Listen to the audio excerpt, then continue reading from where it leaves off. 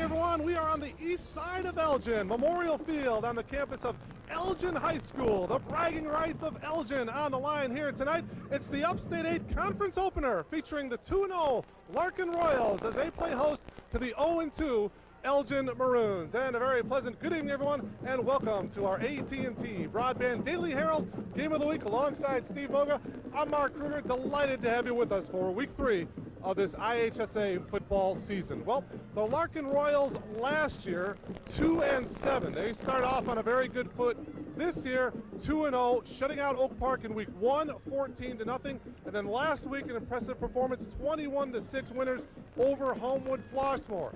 As for Elgin, well, they're starting off this season 0-2. They started off losing to Elk Grove 35-7, and then Steve, last week a tough loss to West Aurora 27-25, but they've got some fine running backs. One of those, Garrett Hibbler. Well, indeed, Garrett Hibbler the first week had 91 yards rushing, Mark, 53 of those on one touchdown run. He was the lone bright spot, unfortunately, for Elgin. Last week, 76 yards rushing for him, but they're going to need his quickness tonight, along with Mr. Cobb as the big presence on the inside running, but they're certainly going to need him to be able to get to the outside and maybe break some more long ones. And on the defensive side of the ball for Coach Reed, Anthony Foster. This kid will be all over the field tonight. Well, indeed, Coach Reed said he's one of those kids who gives 100, 110%, even though I know you can only go to 100%, right? But he gives 110% not only during games but in practice as well. He's always going full tilt. Coach loves him. He's going to be on the field a lot tonight. He's a tight end as well as the defensive end and a place kicker. As for Coach Shabert and the Elgin Maroons, you know, last year they lost their last 3 games of the season. They dropped their first 2 this season. But Steve, offensively, Eric Schultz, the quarterback, has stepped up and become the leader of these Maroons. Well, Eric Schultz didn't play in this game last year, Mark. He was injured, but he gained a lot of experience afterward, and he really just carried things through the rest of the season. Over almost 800 yards passing during the course of the rest of the season. He already has over 300 yards passing this season, a couple touchdowns, 230 yards last week. Unfortunately, they came up a little short on the 2-point attempt toward the end of the game against West Aurora. And then defensively for Elgin, Paul Ryan, he is the leader of the defensive group. Paul Ryan obviously is the key guy. He leads 8 guys returning on the defensive side of the football for the Royals, and he will be a key tonight as they continue to try and keep opponents in check. They've only given up 6 points so far this year. Should be a great matchup. Upstate 8 Conference opener, the Elgin Maroons, the Larkin Royals. Starting lineups, and the opening kickoff is coming up right after this.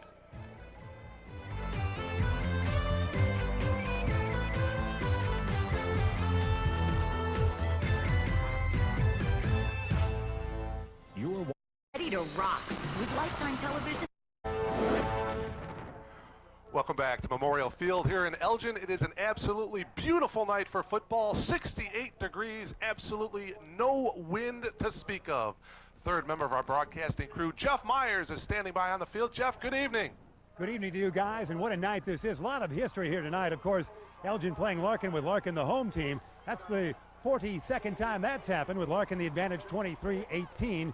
But also, just 40 years ago, as we talked with you on September 14th, 1962, this field began for the first time as Elgin played host to Proviso West. And these two teams will not meet again until the year 2005. So with all the emotion, there's lots of numbers that'll take place. It's always a great crowd as Larkin will take place, and we'll send it back to the booth. All right, Jeff, thank you very much. The 2-0 Larkin Royals and the 0-2 Elgin Maroons. And Steve, as I mentioned, just a gorgeous night for football as you see the Larkin Royals in their home royal blue shirts and trousers, and the Elgin Maroons in their visiting white shirts and pants. And you may be wondering why we're here at Elgin High School, why Elgin is in their traveling uniforms and why they are the visitors. Well, both of these 2 teams play their home games here at Memorial Field.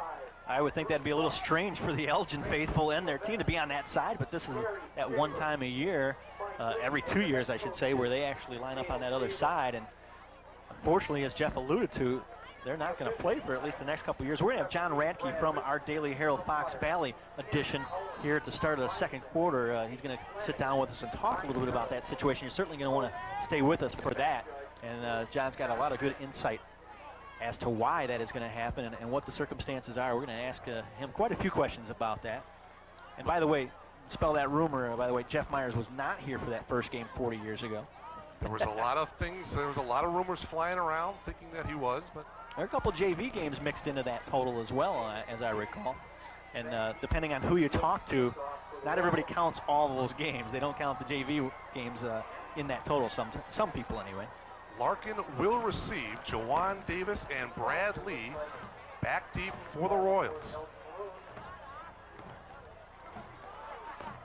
We will get to see that Larkin offense right from the get-go. The Royals have played well, put some points on the board. Last year, by the way, Mark, 28-7, Elgin was victorious. They won the last two. Before that, Larkin had won the previous 7. Anthony Foster to kick off for Elgin. Watch Jawan Davis. He had an 87-yard opening kickoff return last week against Homewood Flossmoor. And back to the 40-yard line, that is Davis. Well, you talk about that touchdown return for Davis last week, Mark. It was actually an offsides penalty first, and then he ran back the opening kickoff. See the offensive unit for the Larkin Royals, Jawan Davis and Brad Jones, Eric Schultz, the quarterback, Brad Lee, Ansu Pengiengi, Mike Lindsay, Luke Engen, Jason Wolf, Shane Collins, Brian Clark, and Eric Stevens, the other fine wideout here for Dale Schubert and the Larkin Royals. Yeah, keep an eye on number 88, Eric Stevens. He's going to see the ball a few times tonight. 1st and 10, the give here is to Tom Kelly. Tom Kelly breaks a couple of tackles, gets wrapped up at the 44-yard line, a 4-yard pickup by Kelly. We'll set the defensive unit here for the Elgin Maroons. Jeremy Townsend, Adam Simon, Aaron Cobbs, Jarvis Cobbs, Zach Teschner, Justin Opsel, Garrett Hibbler, Robert and Rolando Hernandez, Angel Garcia, and Anthony Foster, the starting defensive unit for Barry Reed. It's actually Jarvis Cobb, singular. They have singular and plural out there. Aaron Cobbs and Jarvis Cobb. 3-yard pickup on the play. This is Brad Lee, and Brad Lee gets back to the line of scrimmage. No gain that time, maybe a yard, 3rd, and a passing situation here for the Royals. What I was going to say, though, Mark, both sides go with several players playing offense and defense. You can see a lot of the same numbers, both sides of the football here tonight. Coming in with the play, Eric Schultz. He's 18 of 40 on the year, 303 yards, 2 touchdowns. Jawan Davis comes split down to the bottom right-hand part of your screen here from the shotgun formation, 3rd and about 7. Eric Stevens in motion. Schultz across the middle, and the pass is complete to Jawan Davis. Davis to the far side, could go all the way. Touchdown, Larkin Royals. 57 yards from Eric Schultz to Jawan Davis. And the Royals, just like that, strike first. Nice little play action fake and the key block by Sam Smith downfield that ensured that he was going to make the end zone. We'll see it there. Fake the handoff. Got one receiver underneath, and he's going to throw on the slant. Jawan Davis, and he just outruns everybody from that point. And the extra point by Steve Rux, Eric Stevens to hold. And it's 7-0 here in favor of the Royals. An impressive first drive of the ball game here for the Royals. Set the officiating crew here for you. Referee Brad Richardson. The umpire is Tim Owens. Linesman Steve Flanagan. Line judge Steve Oakes. And the back judge is John Smith. Take another look at it here, Mark. Davis coming across. It's in front of the defender. Linebacker playing a little too deep there, and no way. There's the big block at the end of that by Smith. Davis just picks up where he left off last week. You mentioned he ran the opening kickoff back for a touchdown. 9 seconds into that game, Larkin was already on the board. He also had a 13-yard touchdown reception where he just went up and took the ball away from a defender in that game. But they score here quickly as well. Not even 2 minutes, and they're on the board again. Not quite 9 seconds like last week, but 1 minute and 43 seconds, actually, to be exact. 3 plays, 59 yards. you see 20 receptions, 330-plus yards already. Kicking off, Steve Rux for the Royals. Here's Hibbler from his own 10. And Garrett gets close to the 30-yard line where he is shoved out of bounds, and that's where the Elgin Maroons offense, and they run a wing tease, Steve. A lot of misdirection, a lot of trapping Should be an exciting type of offense here for these Maroons. Well, this will be a challenge for our cameramen. Yeah. Keep up with all the misdirection, the fakes, and everything else. This will be fun, definitely. Again, the Upstate 8 conference opener here tonight in Elgin. Elgin Maroons and the Larkin Royals. 7-0 in favor of Larkin here in the early going. And the give is to the first man through, and he fumbled. Ball loose on the play, and I believe Elgin has recovered. As we take a look at the offense there, Jabril Miller is the running back. Justin DeSmuke, the quarterback. Aaron Cobbs, Jarvis Cobb, Garrett Hibbler, Orlando Hernandez, I should say, Carlos Valerio, Russ Hammer, Caesar Valerio, Steve Dalton, and Anthony Foster, the starting tight end. Some big kids, some experienced kids up front for Coach Barry Reed's squad. They have to try and open up some holes, but more importantly, not put the ball on the turf. That has been a problem for Elgin so far. 5 fumbles the first week, lost 3 of those, and they had 2 big fumbles last week against West Aurora that hurt them. And this is Hibbler here as he gets the pitch, cuts it back across the 35 and brought down at the 39-yard line, close to a first down. So we take a look at the Larkin defense. Sean McKenna, the linebacker, Tom Kelly, Joanne Davis, Sam Smith, Steve Rux in the secondary. Linebackers of Nick Lopez, Kyle Scott, Paul Ryan, Luke Engen. Linebacker Brian Clark. And also Kevin Kazarek, defensive tackle for the Royals. You hesitated there for a moment, and I knew you knew that pronunciation. You were practicing earlier. I knew that wasn't going to be a problem for you at all. Steve, they spotted at the 38, so it's going to be 3rd and about a yard to go for the Maroons. And this is the second man through for Elgin, Albert Moore, and he'll have the first down for Elgin.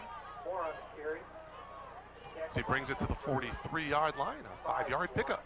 I'm just waiting for the opportunity when you get to announce number 34 on the Larkin roster. Oh, you're gonna let me do that, huh? Thought I already did that. Ansu Pengiengi, 5'10" junior. That was pretty good, Mark. That's going to be on our all-name team. Pengiengi. 1st and 10, Elgin from their own 43 years. Hibbler, oh, he is met right at the line of scrimmage. No gain, maybe even a loss on the play. It was number 36 for Larkin.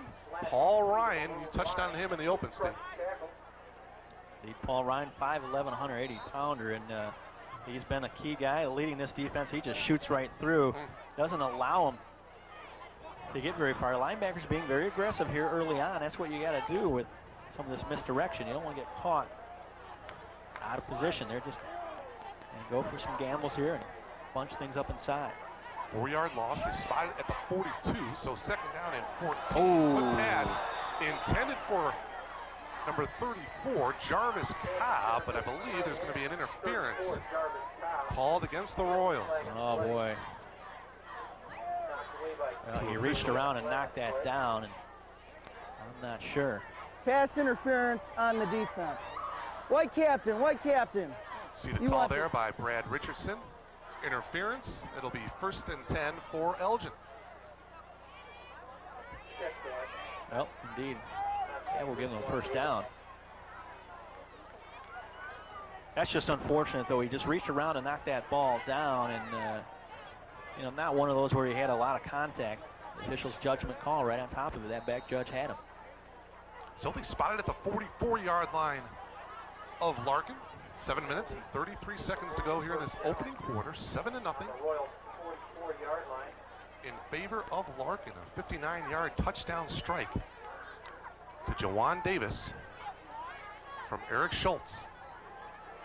Hibbler scoots past the 40 to the 38-yard line of Larkin. It'll be a 6-yard pickup. Bring up 2nd down and call it 5 here for Elgin. Get a good look there at Hibbler that time. He got up. 6'1", 175-pound junior to mention. And last year, Sean McKenna was one of their main running backs, one of their offensive leaders, and he switched over to the defensive side primarily this year to make room. Actually, I'm sorry, Mark. I'm mixing the two up here. 2nd and 6 from the 40. And the give is to Aaron Cobbs, and the fullback has a first down for Elgin as he gets inside the 30, spotted at the 28-yard line. Cobbs, a 6 foot, 190-pound senior. Take another look at it. That's that outside. Great blocking there. Looked to switch hands of the football. There he did it. A little straight arm. We get a couple more yards out of that deal. Yeah, I was getting ahead of myself in mentioning Sean McKenna. But Hibbler has stepped right in as a junior this year. And a pretty good runner, to say the least, for Elgin. 1st and 10, Maroons. The pitch is to Hibbler, and Garrett cuts back as he gets close to the 20-yard line. Another fine run there by Hibbler. A 8-yard pickup. It'll be 2nd and short. Eric Stevens, number 88, was in on the tackle there for the Royals.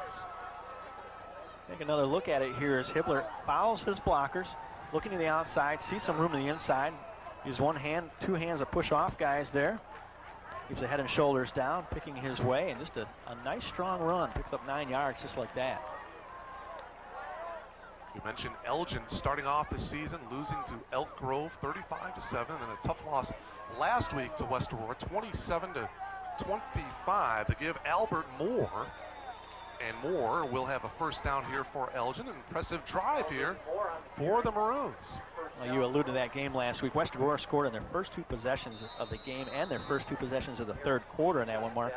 And quarterback Kevin Hoffman for West Aurora, who we saw in week 1, threw for 162 yards, couple touchdowns, both of them to Mike Soderlin, his all-conference wide receiver. Soderlin had 6 catches for 136 yards. And said it came down to the end of the big 2-point conversion attempt with just under 4 minutes to go, and Roy Magana dropped Jabril Miller short, and that's how it ended up, 27-25.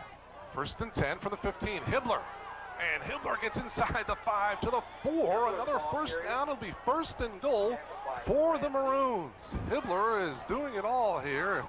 Tom Kelly was there and on the tackle. Here's another look. Well, I wouldn't say he's doing it all. There's a pretty big hole right there for him to go through, and just a matter of picking his way after that.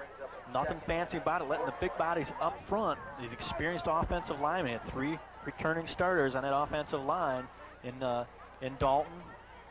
And see, I got to remember all the guys' names too. Hernandez and Hammer all up front returned. And got some real good experience from last season. 2nd and goal, Maroons from the 4, and this is Albert Moore, and he is in. 4 yards out, Albert Moore puts the Maroons on the board.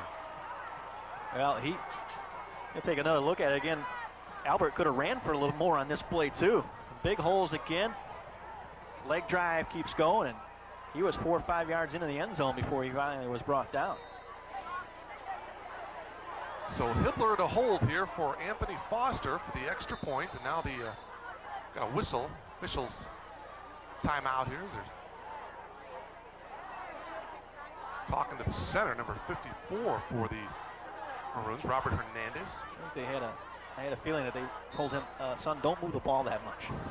You know how centers are. They always want to grab that ball and move it around, square it up. So Foster's extra point is good, and with 4 minutes and 29 seconds remaining here in this opening quarter, we are deadlocked at 7 here between Elgin and Larkin. And Steve, an exciting sophomore game played earlier tonight was won by the Royals, 15-14. A close, exciting game throughout. Boy, it just went back and forth. A long touchdown run for Elgin, and then a long touchdown pass. Sam Martinez hauled it in for Larkin, and George Guerrera added the extra point kick with just under 3 minutes to go in that game, and they were able to get the football back and run the clock out on the Maroons for the 15-14 win. And as John Radke will tell us here at the beginning of the 2nd quarter, that will be the last Elgin Larkin game for most of the kids on that field. John with an interesting article in today's Daily Herald, and certainly looking forward to talking with him at the beginning of the 2nd quarter. Foster getting ready to kick off for the Elgin Maroons. Back deep for the Royals, Joanne Davis and Brad Lee. Well-played game thus far here, 4:29 to go. Both offenses doing a nice job of execution. And this will be Davis from his own 20. Across the 35, and he's brought down at the 42-yard line. A 22-yard return for Davis. And the Royals will set up their second offensive possession here of the night. 4:23 to go here in this opening quarter. You hear people talk so often, Mark, about that wedge on a kickoff return. The blockers trying to develop a wedge. I think they just kind of stood there and developed a wall that time and let him figure out which spot was open more so and let him use his speed. He busted through there. Nice little return. So 1st and 10 for Eric Schultz and the Larkin Royals from their own 42-yard line. Stevens goes in motion out of the shotgun. Schultz rolling out to his right, and the pass incomplete through the hands of Sam Smith. And it'll be 2nd down and 10. Zach Teschner was there in the coverage. Sam Smith had that right in his hands. I think he started to turn the corner and run a little too soon. There you see Coach Dale Shabert with his quarterback, and that used to be, not too long ago, his son. Yes, Matt. Boy, what a high school quarterback he was. Terry Shabert, his assistants, along with Mike Lee, Randy Clavena, and Ruck Rucks. 2nd and 10, Royals here from their own 42. Matt now at the University of Wisconsin, getting some snaps for the Badgers. Quarterback out there. 4 wideouts here for the Royals, again out of the shotgun. Schultz airing it deep across the middle, intended for Davis, and it's picked off. Oh, what an interception by Garrett Hibbler. And Davis still trying to wrap him up, and he gets back to the 22-yard line. What a play by Hibbler, Steve. Not only catching that ball, but having Davis on his back for about 5 yards. Fantastic over-the-shoulder grab. Hopefully we get a chance to take another look at it. You see some of the Elgin faithful on that far side pretty happy about the results of that. And that really, though, Mark, just not much different than a punt in this situation. But great grab by Hibbler. Like you say, he held on to the football and was actually trying to return that thing. Got some yardage with Davis wrapped around him. Just shows you his strength there. First turnover of the night.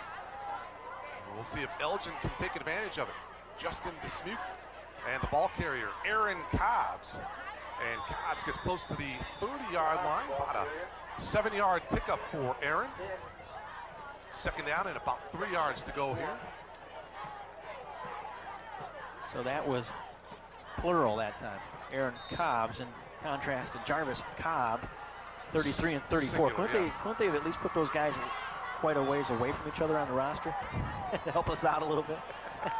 Singular and plural, kind of like we had week number 1, East Aurora. A couple guys, Jeremiah and Jeremiah's. They call them singular and plural in practice all the time.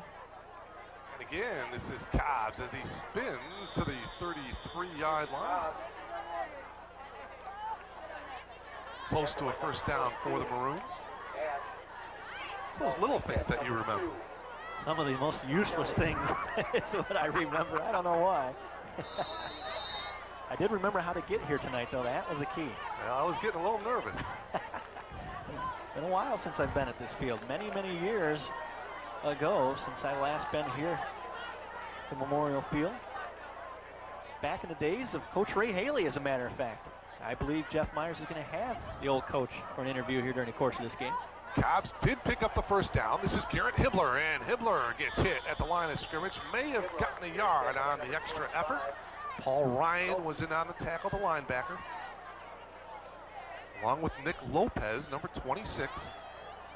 Actually picked up a yard on the play, so 2nd down and 9. Tied at 7 here, the Upstate 8 conference opener between Elgin and Larkin. Mark Kruger, Steve Moga, Jeff Myers, glad to have you aboard here. Dismuke, and the second man through is Albert Moore. Albert, who already has a touchdown here tonight, brings it across close to midfield. Another Elgin first down, and Steve Albert Moore has been impressive here in the early going. Certainly showing some great leg speed. The junior with a lot of energy. Only 5'11", 155 is all he's listed at. Take another look at it. Keeps his balance, and as soon as he cuts the outside, you can see some of that sprinter speed right there, and Tom Kelly had a hard time tracking him down. 1st and 10, Maroons right at midfield.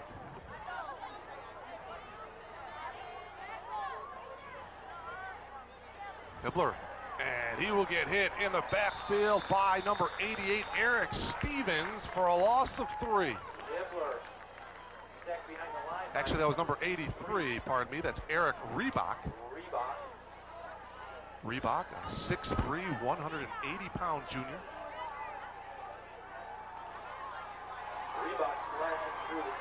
The only question is whether or not he has a shoe contract. Yes.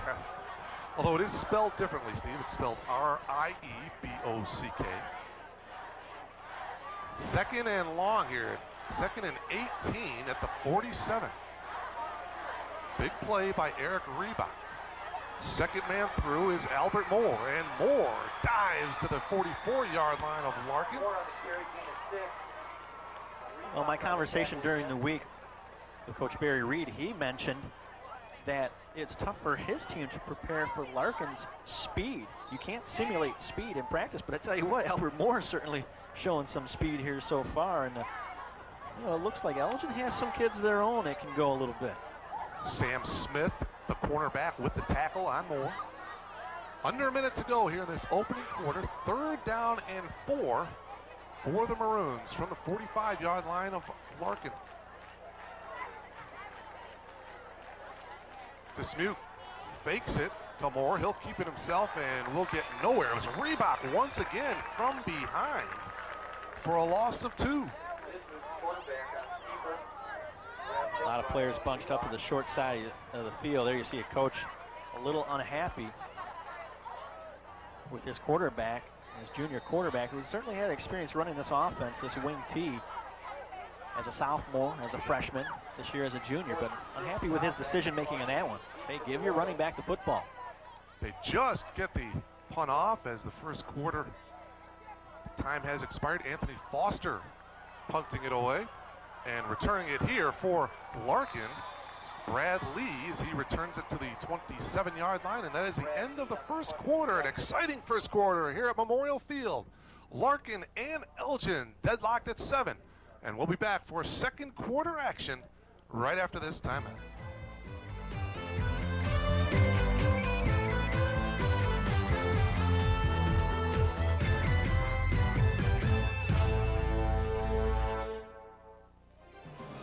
You're watching the AT&T Broadband Network.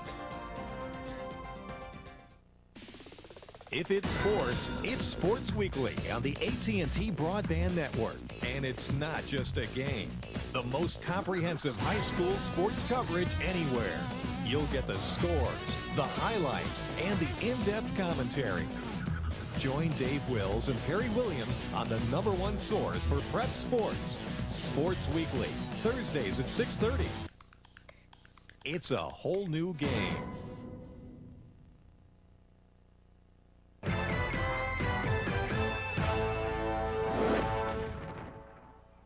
Welcome back to Memorial Field as we are about ready to begin second quarter action. Mark Kruger, Steve Moga, Jeff Myers, and I'm privileged to be joined here by the fine sports writer for the Daily Herald, John Radke. And John, welcome to the broadcast here tonight. I guess the first question I have for you, I read your article in today's Daily Herald, and this wonderful rivalry here between Elgin and Larkin. Your headline, danger of being put on hold till the 2005 season. Is that in stone? Is that for sure that these two teams will not face each other until the 2005 campaign? Well, the stone might still have a little water on it, might still have a place to chip away, but it's pretty concrete right now that this will be the last Elgin-Larkin game for the next 2 years.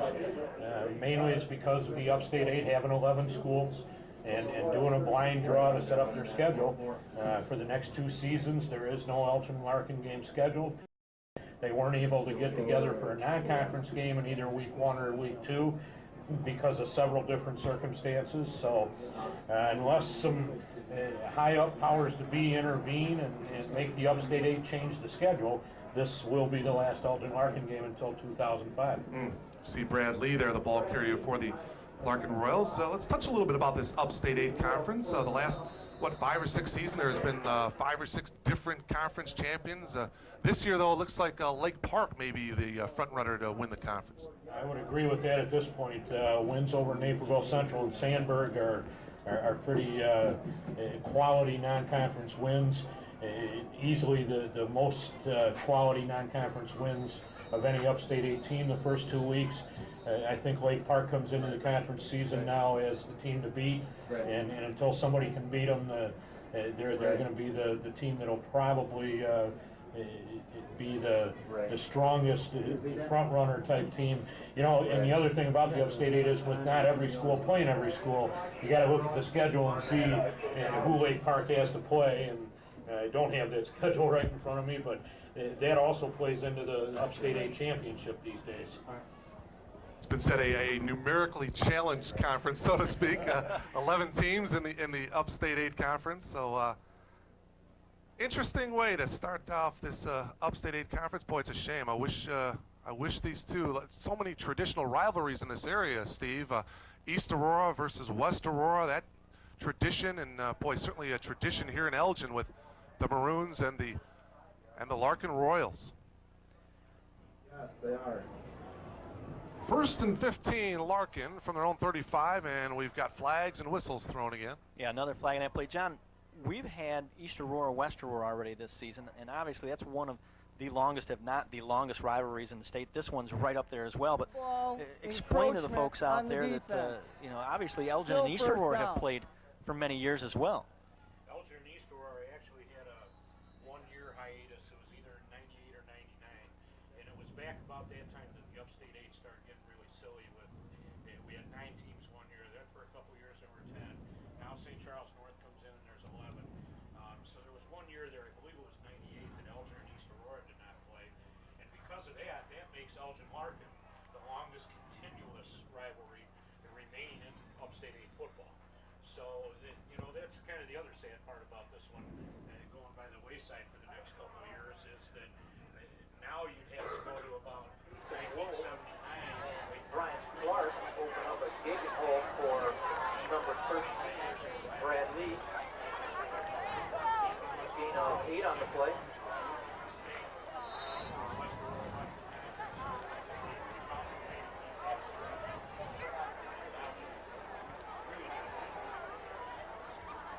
Eric Schultz here, second down and 2 from the 48-yard line, and the give here, Bradley breaks a couple tackles here to the 48-yard line of the Elgin Maroons, and it will be enough for a first down here for the Larkin Royals. So Brad Lee has done a nice job here getting the first down for the Larkin Royals. We understand we've had some audio problems, but we got it all squared away here, John, and I believe what, the 2004 season will have a 12th Upstate 8 conference team? Yeah, actually in the 2004 school year, South Elgin will join the conference. That's the projected date of South Elgin High School, and I shouldn't call it that because it hasn't been named yet, but the new high school in South Elgin is scheduled to open in the fall of 2004. They won't join the conference for varsity sports until the fall of 2005. Sean McKenna there with a nice run as he gets down to the 30-yard line. About a 18-yard pickup here for the Royals. First and 10. We come up on the 9-minute mark of this second quarter, and John, impressive ball game here tonight. Both sides moving the ball fairly well. So far, Elgin's defense has stepped up. One of the problems the Maroons have had in the first 2 weeks of the season has been with their defense, giving up 35 the first week and then 27 last week. And Larkin's knocking on the door a little bit here now, though. Driving here, first and 10 from the 31-yard line. Schultz hands it off, and about a 2-yard pickup on the play for the Royals. The other thing that will happen in 2005 when the new school in South Elgin joins with 12 teams, will then go to a 2-6-team divisions. The current plan is to do that by enrollment, and that would put Elgin and Larkin in the same division. And the other thing that'll do is give the Upstate 8 2 guaranteed playoff teams. Because I know, boy, playing with the 11 teams, I mean, it was very, very difficult. If you look at last year, John, the Bartlett and Lake Park were both 6-1. St. Charles East, they didn't get a share of the conference title because they had one less conference game to play. They finished 5-1, a half game out. Wrapped up from behind, Anthony Foster brings down Eric Schultz, but Eric fighting for a yard or two down to the 27-yard line. Last season, as we take another look at it here, Eric Schultz There you see Foster from behind, but Schultz with the legs driving, gets a couple yards. And John, last year 5 Upstate 8 conference teams qualified for the playoffs. It was the most since 1997. So this conference just getting better and better as the years go on. I think the Upstate 8 has to fight every year for respect in football.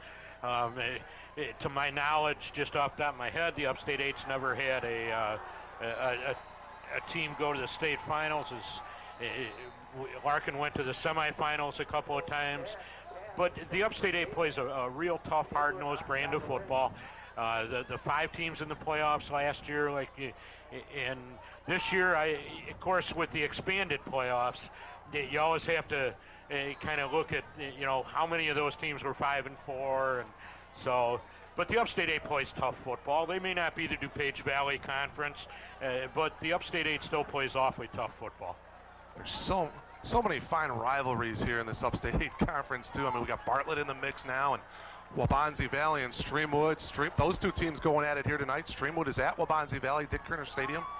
Neuqua Valley at East Aurora. Lake Park at St. Charles North. That ought to be a good ball game here tonight as the Royals take a timeout here with 7 minutes and 9 seconds to go here in this second quarter. We're visiting with John Radke, the fine sports writer for the Daily Herald. John, let me backtrack a little bit here with this. Now, East Aurora and West Aurora, obviously when West Aurora left the Upstate 8 Conference, that threw a monkey wrench into that, where that game was always played the last game of the year. Now they play it the first game of the year. Explain to the folks why that can't work in this situation for Larkin and Elgin. Well, the biggest hang-up with Elgin and Larkin playing in the first week of the year is that Elgin is currently contracted. Elgin plays Elk Grove in the first week of the year and has for the last 2 years. And back last November, the athletic directors from Elgin and Elk Grove got together and decided to renew that contract for the next 2 years. The draw for the Upstate 8 schedule wasn't held until May, and I really don't think anybody gave a whole lot of thought to the possibility that maybe Elgin and Larkin wouldn't draw each other on the conference schedule. So Elgin's locked into the Elk Grove contract for week 1. And Elgin and West Aurora play each other on week 2. The Elgin-West Aurora series is the 3rd oldest rivalry in the state. You really don't want to mess with that one. And then you've got the next 7 weeks, 6 of them are conference games, and then the Upstate 8 is in a binding agreement with the Nick 9 out in the Rockford area to, Touchdown. John Scooby looked like number 2 there for the Royals. Tom Kelly. They spotted, looks like at the 1-yard line. So a 27-yard reception by Tom Kelly. First and goal here for the Royals. So anyway, the Nick 9 agreement takes up that other week. So now and you've got 6 conference games, so now you have no latitude. Larkin had week 1 open because Oak Park River Forest, they had not contracted with yet for their week 1 game. So there was that little window there where maybe they could have got together for a non-conference game on week 1 if Elk Grove and Oak Park would have agreed to play. But Oak Park, for some reason... It's a fumble, and it's picked up by Elgin. Jeremy Townsend returns for Elgin after the fumble by Brad Lee. Well, we're up here with the Elgin coaches. They're in the same area of the booth with us. They certainly were happy about the results of that play. John, tell us a little bit more about the rivalry itself. Obviously, it's been going on for 40 years now, over more than 40 games, obviously, but the town bucket, the town jug, so to speak. Tell us, the folks, a little bit about that and why that tradition, how that got started and how that's going. Well, the town jug came into being in 1964. Ray Haley, who was the very first coach at Larkin High School, coached Larkin football from 1962 until 1989. Was also the longtime athletic director at Larkin. Before Ray came to Larkin, he was a coach at East Aurora, and he knew all about that rivalry with the East Aurora-West Aurora series. And when he came to Larkin after the first 2 years of the series, some kids came in one day with an old jug and said, "Hey, coach, let's paint this up and let's ask Elgin if they want to start a thing where the winner gets to keep this every year." And there's the history of the jug. It's just an old jug that got painted up in an industrial arts class, and it's been the staple of this series now for 38 years. And it unfortunately, as we speak, the way things are set up, it's going to collect some dust here the next couple of years in the trophy case of the team that wins this game tonight. Hibbler, the ball carriers, he dives to the 35-yard line of Elgin. Obviously, bragging rights go to the owner, the one who possesses that. You know, the law, 9/10 of the law, is in possession of that baby. As a matter of fact, the photograph that was in the Daily Herald, as I understand, the player who was holding that jug would not let the opposing player even touch the thing. It was funny when Travis Miller from my staff called Elgin coach Barry Reed to ask him about getting the picture set up that we ran in the paper today, and told Barry that we wanted to have the jug in the picture. Barry's first response was, well, you can have the jug in the picture, but Larkin can't touch it. They can't touch it unless they beat us. And you know, that's kind of goes along with this whole rivalry thing. It's not just the 3,500 or 4,000 people we have out here tonight. It's not just the 40 years. It's those types of things where, you know, it's just a jug, but it means a whole lot to these kids. It means a lot to the coaches. It means a lot to the schools, so that when people come into the school all year round for basketball games, for any reason, they see that jug sitting in the trophy case, they know immediately who won the last football game between the two. Well, that jug is history. It's Elgin history, and that's why it's so important to so many folks. Dismuke, a little bit underthrown. The pass intended for Jarvis Cobb, and it's incomplete. It'll be second down and 10. And that's the thing too about the whole rivalry. You know, I've been wandering around tonight talking to a lot of people about the possibility and the probability of this series being over until 2005, and there's just a lot of people that are not real happy about this. You know, I've had family. I'm not from Elgin or Larkin, but I grew up in this area just west of Elgin, and I've had a lot of family members, cousins and whatnot play in this series, and seen a lot of these games over the years, and it's going to be kind of sad to not have an Elgin-Larkin game for 2 years. Ooh, second down and 10. The Maroons keep it on the ground. A huge hit by Stevens on Albert Moore. 2-yard pickup. Well, one last thing, John. Obviously, it's a shame for especially the sophomores. You know, this was their last Elgin-Larkin game tonight, and you know, it's a shame that that's not going to be continued. They're not going to get another opportunity to play in one of these, but certainly we can enjoy this evening and be thankful for what we have here tonight. It really is too bad for the kids. You know, we'll all move on. We're getting a little older here, and we'll all live with it. But I was talking to Jake Leisure. Jake is the sophomore quarterback for Larkin High School, and he threw the winning touchdown pass tonight against Elgin in that real close and exciting sophomore game. And when I asked Jake how he felt about not playing Elgin for the next 2 years, he put his head down and he said, you know, it makes me really sad. And I think that's the point of the whole thing, is that it is sad.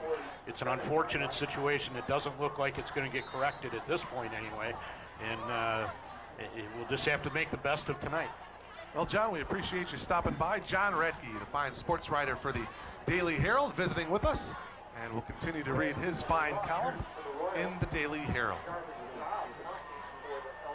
Fourth down for Elgin. Jarvis Cobb standing at his own 40-yard line to punt it away. Pretty decent punt, and letting it go is Brad Lee, and it will stop at the 5-yard line. So good punt that time, and now a late flag comes in, and the officials, Brad Richardson, calming down a couple of Royals players here. We'll see what this flag is all about, a late flag. A sign mark of somebody saying something they shouldn't say, especially with an official standing right next to him. Red ball. Yes, unsportsmanlike conduct, and it was basically right in the throng of Larkin players going onto the field and coming off of it. Now, some interesting words by John Radke, and it's just just an unfortunate situation that these two teams won't face each other till 2005. Great rivalry here in Elgin, with a 2-year hiatus, so to speak. Good game here tonight, Steve. 7-7. 3:46 to go here in this first half. Tell you what, Mark, couldn't imagine East Aurora, West Aurora not playing each other. Downers South, Downers North, Naperville Central, Naperville North not playing each other. I just can't even imagine that. Well, like you said, you feel for these players, the sophomores. They're not going to get a chance to go up against their buddies. Sure, a lot of these kids on both sides know the opposition very well. Thrown here to the near side, and Tom Kelly gets close to the 10-yard line. He is brought down by his number 2 counterpart, Jeremy Townsend. You know, Marcus, like I said, it's a part of Elgin history. It's just kids grow up with it. And for it not to occur, it's just, you know, you feel like you lose a little bit of the past. I mean, it'd be like the Cubs not losing. Had to throw that in there for you. But a great crowd on hand here tonight, too, Steve. Both sides of the field here tonight, Elgin and Larkin. 2nd down and 4 here for the Royals from their own 9.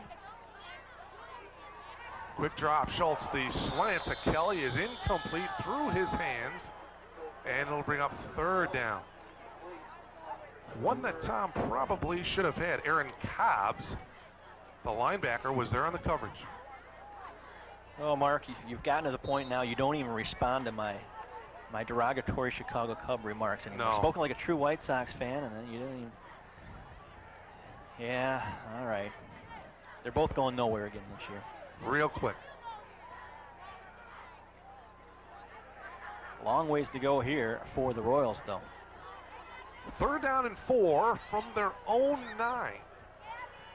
Schultz looks to his left, pass is complete to Jawan Davis. Breaks the tackle, gets across the 40, and shoved out of bounds at the 48-yard line. 38-yard reception, Jawan Davis from Eric Schultz.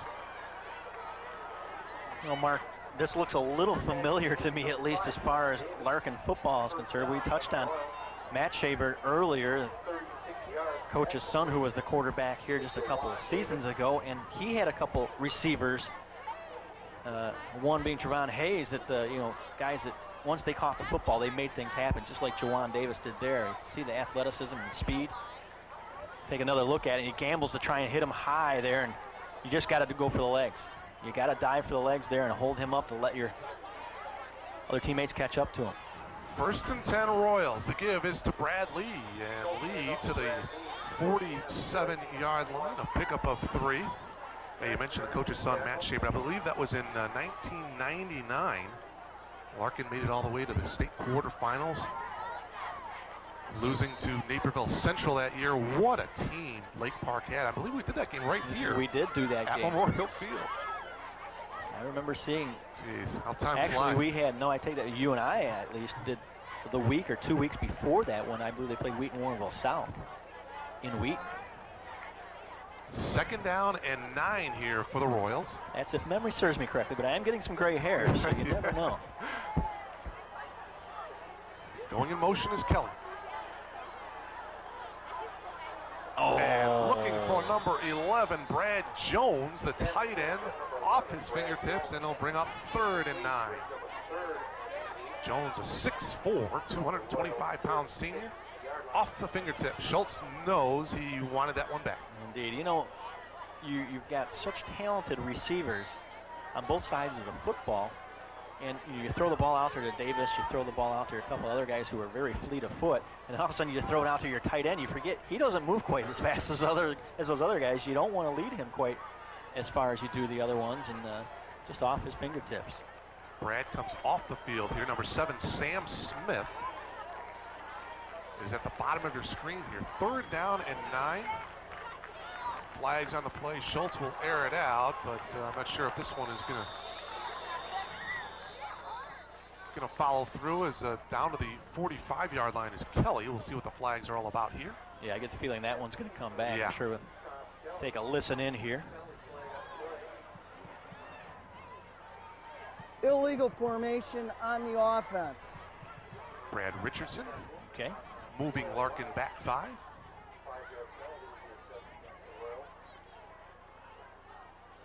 Two minutes and 27 seconds remaining. This first half.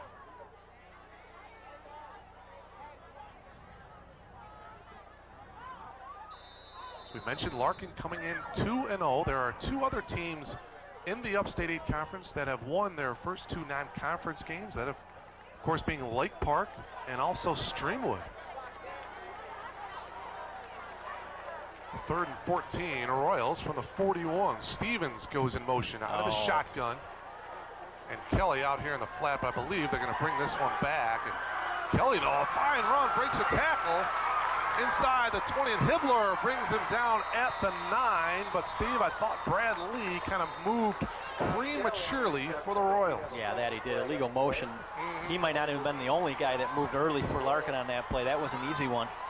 And unfortunate for the Royals, because that was a nice play and a big one for Tom Kelly, but it's going to come all the way back. We mentioned Lake Park and Streamwood, both 2-0. Lake Park with the wins this year over Naperville Central and Sandburg. Streamwood defeating Schaumburg in week 1, 13-7. You had 2 men in motion at the same time. And then last week in overtime, illegal shift on the offense. defeating Glenbard North 17-14. For all you lip readers out there, he said illegal motion. That's exactly what he said. So we'll push the Royals back 5 more, and 3rd down and 19 now from their own 35. Well, I think they're going to pass here again. Look at this formation. They'll come at you from all different angles. Stevens in motion, again out of the shotgun. Schultz looking across the middle, and incomplete, intended for Jawan Davis. Through his hands. Aaron Cobbs was there along with Zach Teschner.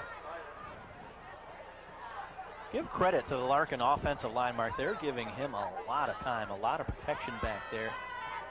He's basically, Schultz that is, has been able to just stand back there and look for his first, second, and third options. Hibbler and Townsend are back for Elgin. Punting it away for the Royals, Steve Rux. Decent punt. Hibbler will let it bounce, and it will finally rest at the 35-yard line, and that's where the Maroons will take over here. 1:25 to go here in this first half. Mark Kruger, Steve Moga, and Jeff Myers coming to you from Memorial Field in Elgin. The Upstate 8 conference opener between the Elgin Maroons and the Larkin Royals, and join the LA woman, Lisa Prati, for previews of the latest in-demand movies and events, along with her exclusive interviews with today's biggest professional wrestlers. Channel Surfing with Lisa Friday nights at 6 p.m. right here on the AT&T Broadband Network. Justin Dismuke giving it up to Hibbler.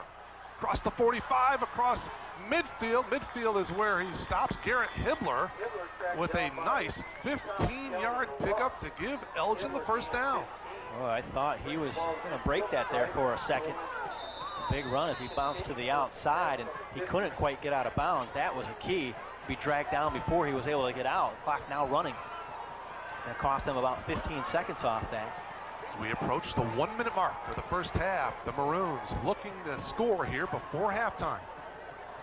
1st and 10 from midfield to the far side, underthrown to Anthony Foster.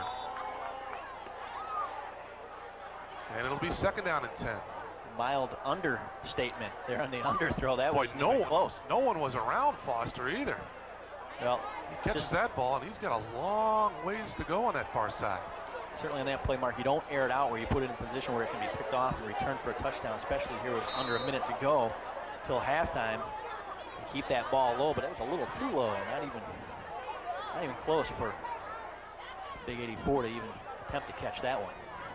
So it'll be 2nd down and 10 here now for the Maroons.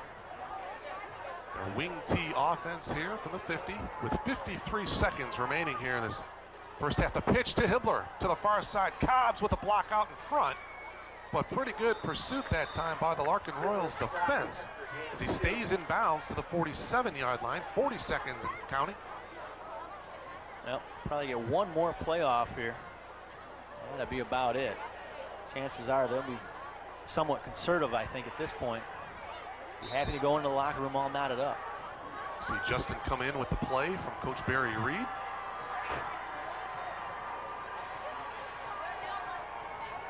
.18 seconds to go, 15 seconds to go. 3rd and 8 second man through is Albert Moore, and Moore will have a first down. They'll stop the clock. 7 and 6/10 seconds to move the chains here, so they may have one more play here to go. Well, indeed, they will get one more play. They'll call the timeout. A good move. You get the first down, you call the timeout. You get one shot here, perhaps, at the end zone, 39 yards away. Other action going on tonight.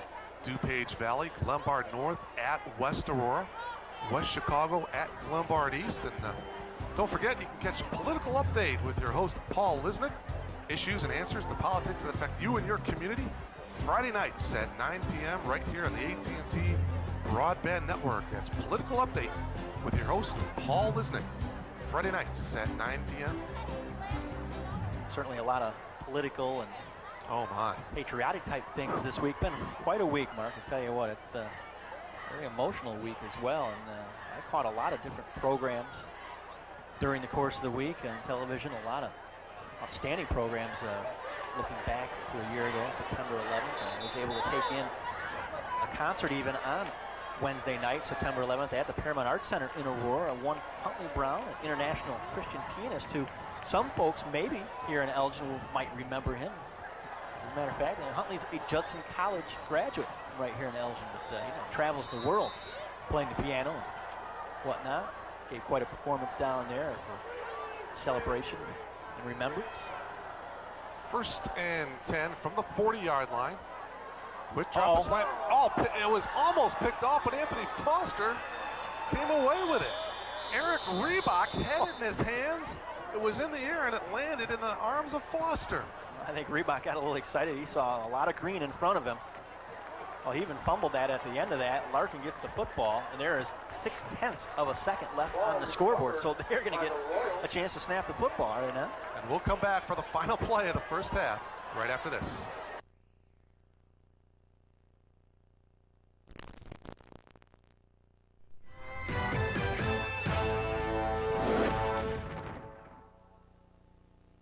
Back to Memorial Field, final play of this first half, barring any penalties.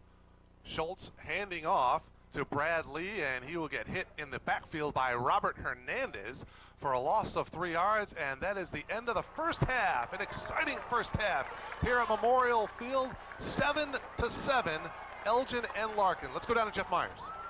Thanks, guys. Well, Coach, there were some opportunities there in that first half, but a close fought first half. We got to stop making mistakes. We've done a good job of making some big plays, and it seems like every time we've followed it up with a penalty or we've lost the yardage on something. So we're a little sloppy right now. I know the kids are excited, but we'll correct that at halftime. We're doing some good things. We just got to take care of the football and don't make any more mistakes. You're moving it, and you're moving on, stopping their offense a little bit, which has been tough the last couple of years, the wing tee for those guys. Yeah, we a little bit right there in the beginning. We struggled, but the kids have caught their breath, and we got to stop making mistakes. We could have 21 on the board, so we just got to clean up our game. We'll be fine. All right, thanks, Coach. Yep. Coach Dale Shaber, do you hear it right there as he had a chance at 7-7 here at the half. Opportunities are coming away. We saw Brad Lee, guys in the truck were talking about the fumble by Brad Lee on the one, and he kicked it away. But that's the way it was. So we're going to send it back to you here from the sidelines. All right, Jeff, Coach Shaber, thank you very much. And we are at halftime here at Memorial Field. Good game between Elgin and Larkin, 7-7. And we'll be back to recap first half in just a moment.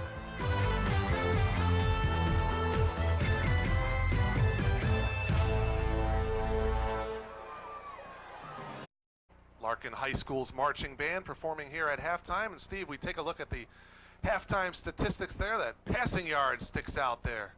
Indeed it does. As you would expect with the wing T formation, Elgin's not putting the ball in the air very often, doing a lot of different things on the ground. 126 yards rushing yardage and total yards. Obviously flip-flop pretty much. Larkin only 37 yards rushing on the ground in contrast to their 118 through the air. It's pretty even overall, but it's the turnovers. You see 2-1. It may not sound like a lot, but that big fumble at the goal line by the Royals really hurt them because they were just about ready to hit pay dirt. Garrett Hibbler of Elgin, 9 carries, 40 yards in the first half. The key to the second half? Well, the key to the second half, some execution. As Coach Shaber mentioned as he walked off the field there, he mentioned our Jeff Myers. They haven't been very sharp, and at times neither has Elgin. So it's going to come down to whoever executes, I think, here down the stretch, Mark. Should be a good second half, and we'll step aside and come back for that second half here at Memorial Field in Elgin right after this.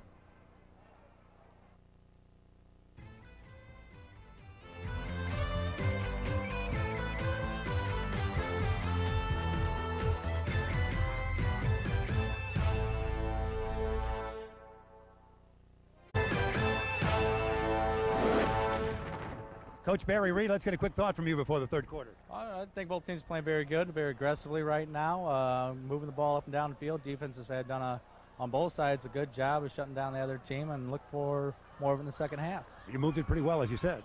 Yeah, we got to just continue our execution and, and slow them down, limit them on what they're doing. So if we can do that, I think we'll be okay. Okay, good luck, Coach. Thanks. Coach Barry Reed, as Elgin and Larkin are knotted at 7, back to the booth.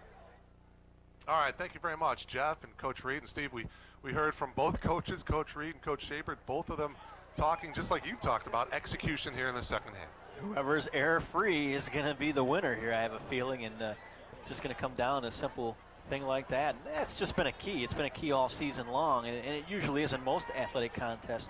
Whoever makes the least amount of mistakes is usually the victor, but it's certainly been a nemesis for Elgin so far this year. As I mentioned earlier, they had 5 fumbles in that opening week loss against Elk Grove, 35-7, and that one, Elk Grove dominating them in that game. Elgin only got 42 yards passing through the air, and we mentioned earlier Garrett Hibbler was their lone bright spot, but in the second week against West Aurora, the 2 big fumbles really hurt them, and just like the big fumble here for Larkin so far, kept them out of the end zone a second time. So it's just going to come down to who doesn't make those mistakes, Mark.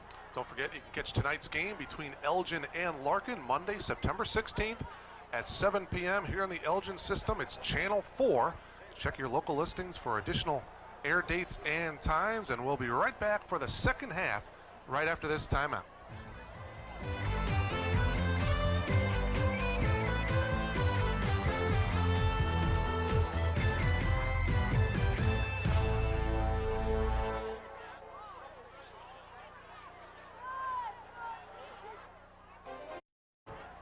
Welcome back to Memorial Field. We are about ready for third quarter action. Steve Rux, there you see him teeing it up for the Royals, 7-7. Mark Kruger, Steve Moga, Jeff Myers, delighted to have you with us on our AT&T Broadband Daily Herald Game of the Week. Upstate 8 conference opener. A great crowd on hand here as you take a look at Coach Reed and his Elgin Maroons. Garrett Hibbler back deep for the Maroons along with Jeremy Townsend. Coming here to the near side, Albert Moore. Moore gets wrapped up close to the 15-yard line. Albert Moore, who had a couple impressive runs in that first half. And the Maroons take over 1st and 10 from their own 15-yard line to start third quarter action. Take another look at it. Pretty good hit. Ouch, Sean McKenna just labels them, ties them up in knots. You look like a cowboy at the rodeo there with a steer. Wrapped him up, whipped him around, and tied him up and threw him down.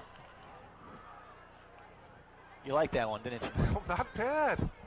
Getting a little Western. Even though we're on the east side of Elgin? Yeah. Hibbler, and before they put a wrap on him, Paul Ryan was right there. Flags, we'll see what this is all about. Dead ball, false start on the offense. False start against the Maroons will push them back 5, so 1st and 15 from the 10. Here you see Dismuke jogging back onto the field with the play. Again, the junior had a lot of experience running this offense as a freshman and a sophomore. They run at that level as well. And he stepped right in to the starting role this year. 1st and 15, Maroons opening possession here of this third quarter, and it's the second man through. It's Moore once again, and Moore about a 7-yard pickup to the 17-yard line. Bring up second down and about 8 yards to go here. 7-7, once again, the Larkin Royals, the home team. Their royal blue jerseys and pants. Elgin Maroons and their visiting white jerseys and pants. course, both teams playing their home games here at Memorial Field. 2nd and 8 here now for the Elgin Maroons. They actually call it 2nd and 9. Hibbler hit right at the line of scrimmage. No gain that time. Steven Zoke, number 25, one of the linebackers, in on the tackle. Bring up 3rd and long here now for the Maroons. Coach, Mark, we haven't touched on the coaches, I should say, for both of these schools. Coach Shaver, his assistant, Terry Shaver, you mentioned earlier, Mike Lee, Randy Clavena, Ruck Rucks. Those guys, outstanding job on the Royal sidelines. 3rd down and 9. And the pitch. Moore will get wrapped up in the backfield. It'll be a loss. Brad Lee made the nice tackle for the Royals. Of course, on the Elgin side of things, Barry Reed, his staff, Reggie Richardson, Dave Vanden Boom, Chris Garnett, Robert Meyer. Take another look at this play. That's a pretty deep pitch back there, and he's catching that 5, 6, 7 yards back from where the pitch is caught, and they had already cut the corner off on him. Jarvis Cobb will punt it away here for Elgin, and it will take a Maroons roll, and it'll stop at the 43-yard line, and that's where the Larkin Royals will take over. I mentioned the coaching staffs for both teams, Mark. You see that so often. It's the continuity of coaches and the success of programs. It's because of those coaches who are here for a while and have some pretty good assistants. Let's go down to Jeff Myers. Jeff. While you guys are talking, look what we've got here. Assistant Athletic Director Jim Harrington, legendary basketball coach, but he's got the town jug. Can you see that? Oh, don't drop it, Coach. There you see it began in 1964. Again, all the history, all the fight that we have out in the field here, Jim. This is always a fun game, isn't it? It's a great game. It's a great rivalry, and it's hopefully we can keep the jug on the east side of town here for a couple more years. All right, go deep for a pass, and now get back to the game, okay? Sounds good. All right, thanks, Jim. Jeff, thank you very much. Jawan Davis, the receiving end of an Eric Schultz pass, a 1st down as he gets brought down to the 41-yard line of Elgin, 43 actually. Of course, if that Harrington name sounds familiar to some folks out there, that's because Coach's son, Sean Harrington, standout basketball player here for the Maroons, now at the University of Illinois, been a Fighting Illini, been an integral part of that program. 1st and 10 for the Royals from the 43-yard line of Elgin. Stevens goes in motion out of the shotgun. Schultz loses it, but he does a nice job of picking it up, and it was Anthony Foster making sure that Mr. Schultz didn't go anywhere with it. Well, as Coach Reed said to me on the phone earlier in the week, Anthony Foster goes full all out every single play, every game, every practice. Unlike you and I, he goes all out in practice as well, and he's pretty quick. And he certainly was quick off the line that time. As soon as that ball hit the turf, he was right on top of Schultz. All he could do was fall on it. 8-yard loss. Are you saying that I don't give 100% in practice? No, Mark, you give 110% in the games. In practice, that's a different story. 2nd and 18. Again out of the shotgun. It's Schultz looking across the middle deep. He's got his man, Jawan Davis. And Davis is in for the score. 53 yards again from Eric Schultz to Jawan Davis. The 2nd time those two connect here tonight. Well, Davis may have gotten away with a little bit of a push-off. There you see some of the Happy Blue crew. We'll take another look at it. I don't know if we'll be able to see it here. The long pass airs it out. He pushed off about right there, and you can see the separation between he and 42 Hibbler. So in for the extra point is Steve Rux.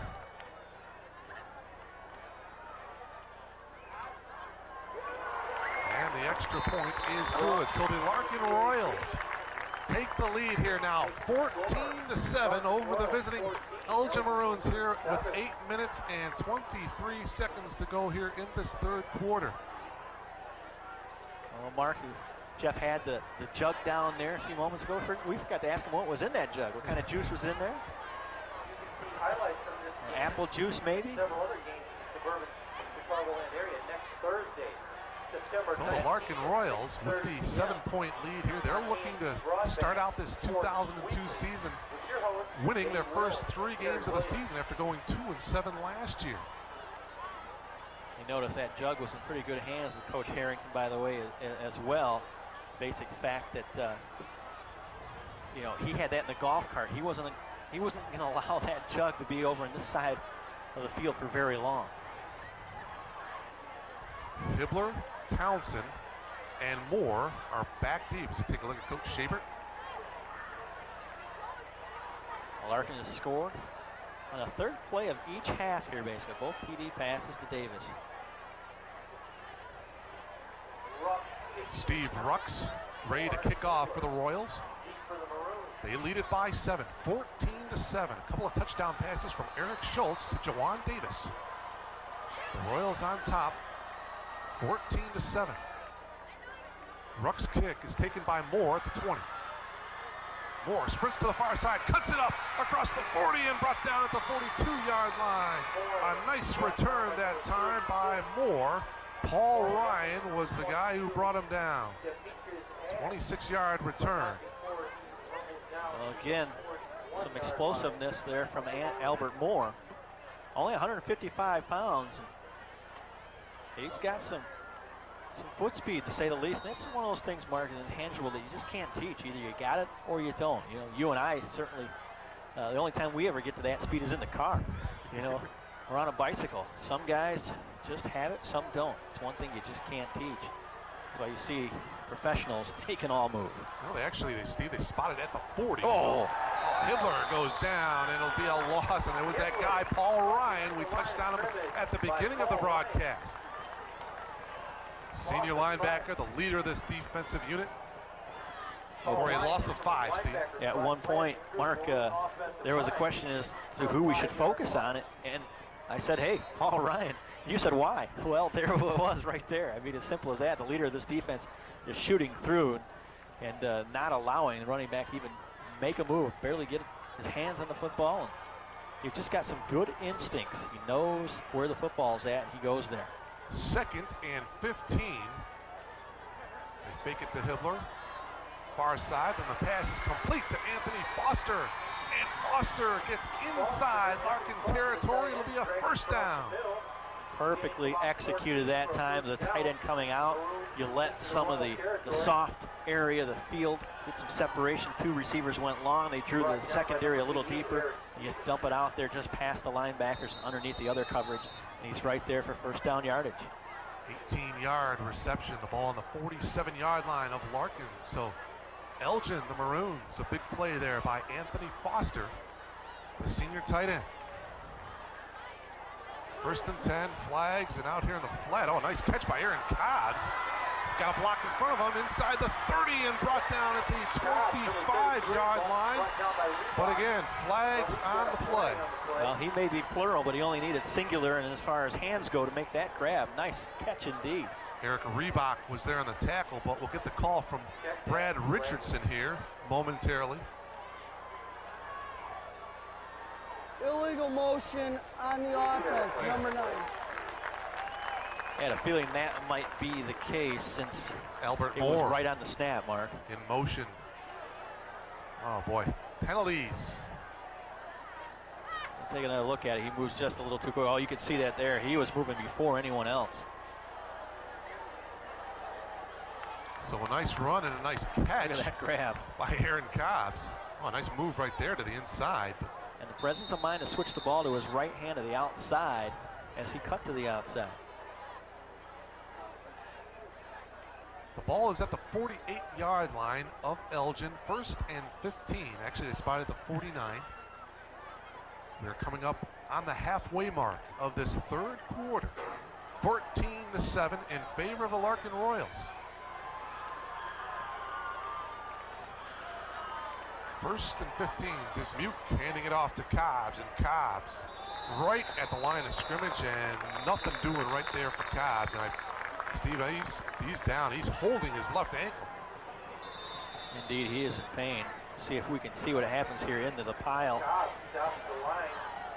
Right there, you see it bending back a little bit.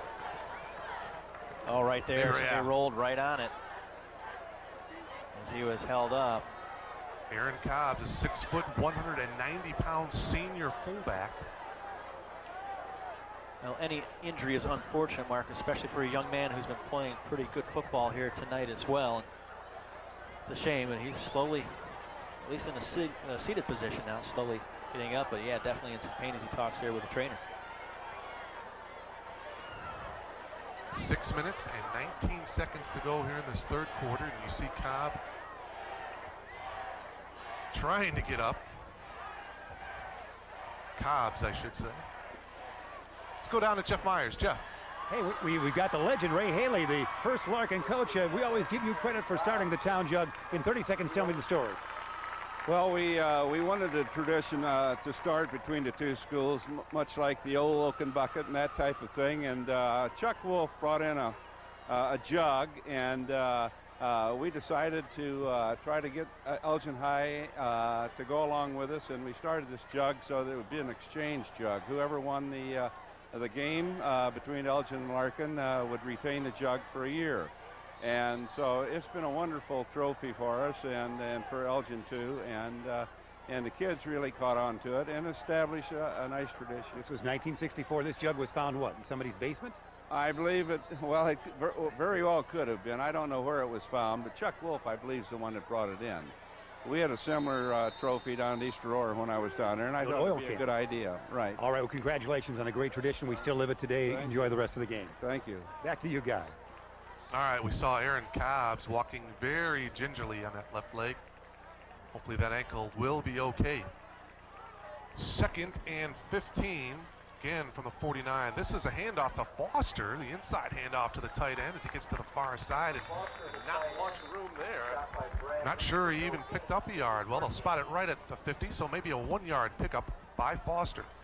Well, Mark, we talked about the jug several times now tonight, and tell you what, that's an inanimate object. That was part of living history right there. Ray Haley, longtime coach at Larkin High School, and then somewhat a legend, so to speak. Had some pretty good football teams, to say the least, here up in Elgin for Larkin High School. I'm sorry, Mark. 3rd and long here, Steve, for the Maroons from midfield.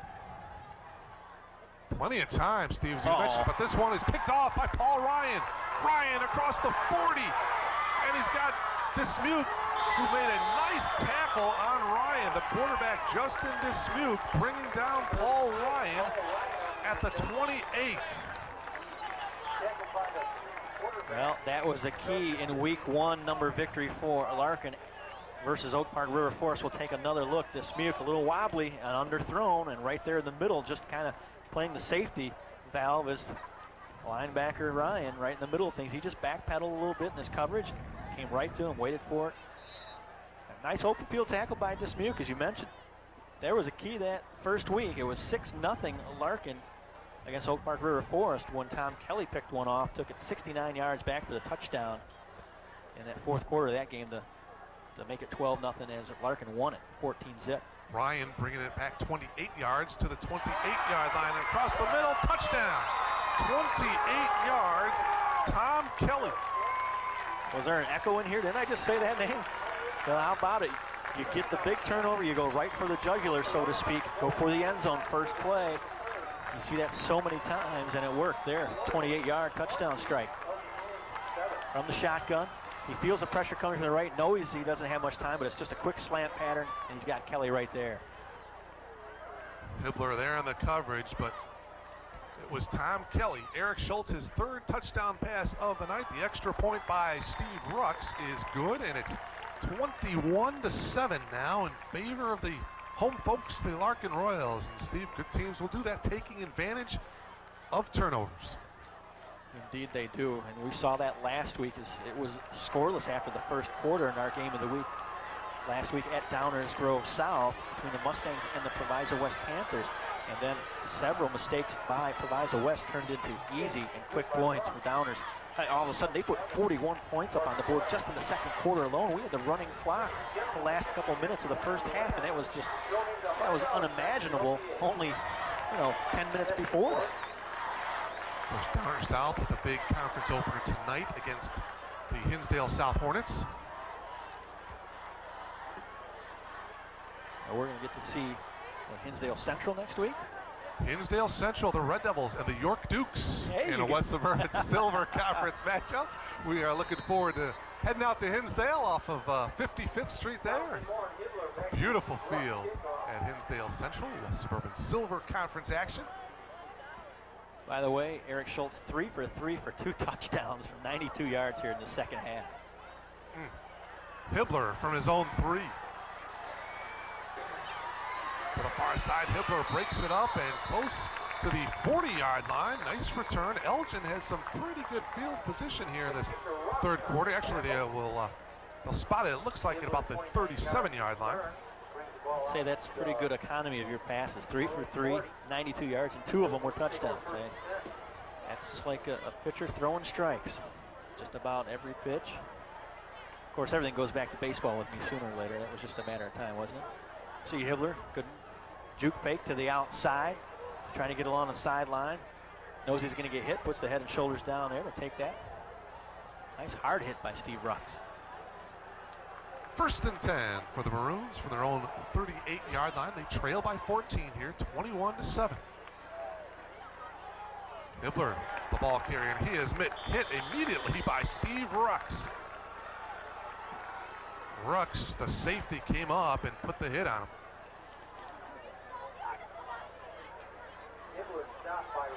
Spotted back at the 37, so a loss of a yard on the play. Loss of 2, actually. 2nd and 12. Matter of fact, the connection to our last week game, by the way, Mark, is Brad Lee transferred in here to Larkin from Proviso West. There's always a connection segue somewhere in there. 2nd and 12. Always figure one out. It's Hibbler here, and he cannot cut around the end, and he finally gets buried in the backfield. Be a loss of about 5 or 6 on the play. A whole bunch of Royals was there, and down, unfortunately, is Steve Rux. He was there. He was the one who made the tackle. Well, now he hops up quite quickly. He just looks like he got a little stinger there in his arm, shaking his arm a little bit as he comes up. Here we'll see that play again. He fights off a block, and once Hibbler runs out of room, Rux stays with the play. He's laying on the ground and gets right back up and piles in there. But, you know, once you've got this lead, a couple touchdown lead now, Larkin being even more aggressive defensively. They're just coming right after him. They know they're not going to go to the air. They're playing the run every single play and trying to cut off any and all avenues. Sam Smith was in on the tackle, number 7, as well. So 3rd and 15 for Justin Dismuke. And the Maroons fumble, loose. And it looks like the Royals have recovered. Indeed they have. Oh boy, that's the 2nd turnover of the quarter here for Elgin. The interception by Paul Ryan, which led to the touchdown to Tom Kelly, and now a fumble. The Royals recover. I believe that was Andy Henning, was that not? Number 91 that came out of the pile with the football. So like we talked about at halftime, mistakes are going to be the key to this second half. And obviously, they have been here so far, as now they have great field position with under 4 minutes to go in the third quarter. 21-7. The Royals out of the shotgun. 3 wideouts to the top of your screen here. Schultz looking to the middle, and he's got his man Kelly again, and this time it's from 32 yards out. Eric Schultz to Tom Kelly for the 2nd time tonight. Well, that's also 4 for 4 here in this third quarter for Schultz. We'll see it again. The shotgun, the deep drop. Here comes the pressure. He knows it. He knows where his man's at. Good, crisp pattern right there in between the seam, and hits him in stride pretty much. In for the extra point is Steve Rux. And the Larkin Royals are comfortably ahead here now, 28-7, as they take advantage, Steve, of 2 Elgin turnovers here in this third quarter. And like you just said, you know, those turnovers, that's the key, my friend, and error-free football. And again, good teams taking advantage of it. Just like that, Larkin puts 2 TDs on the board. It makes it a big separation of 21 points. And Elgin certainly has their work cut out for him now. You know, if you're Barry Reed, you guys say, all right, guys, we've got to just play good football here the last 3:51 and win this fourth quarter, get a couple of these back. Anything can happen. Royals outscoring the Maroons here in this third quarter, 21-0, to take this 21-point lead here. Steve mentioned 3 minutes and 51 seconds to go here in quarter number 3. You see Tom Kelly, the senior wideout, 2 touchdown receptions. Jawan Davis, he has 2 touchdown receptions tonight as well. So Schultz certainly his 2 favorite receivers here tonight, Davis and Kelly. How about 4 for 4, 124 yards, 3 touchdowns, just in this quarter. Another day at the office. Hibbler from his own 10. Garrett trying to find a seam, and he'll get wrapped up from behind by Sean McKenna.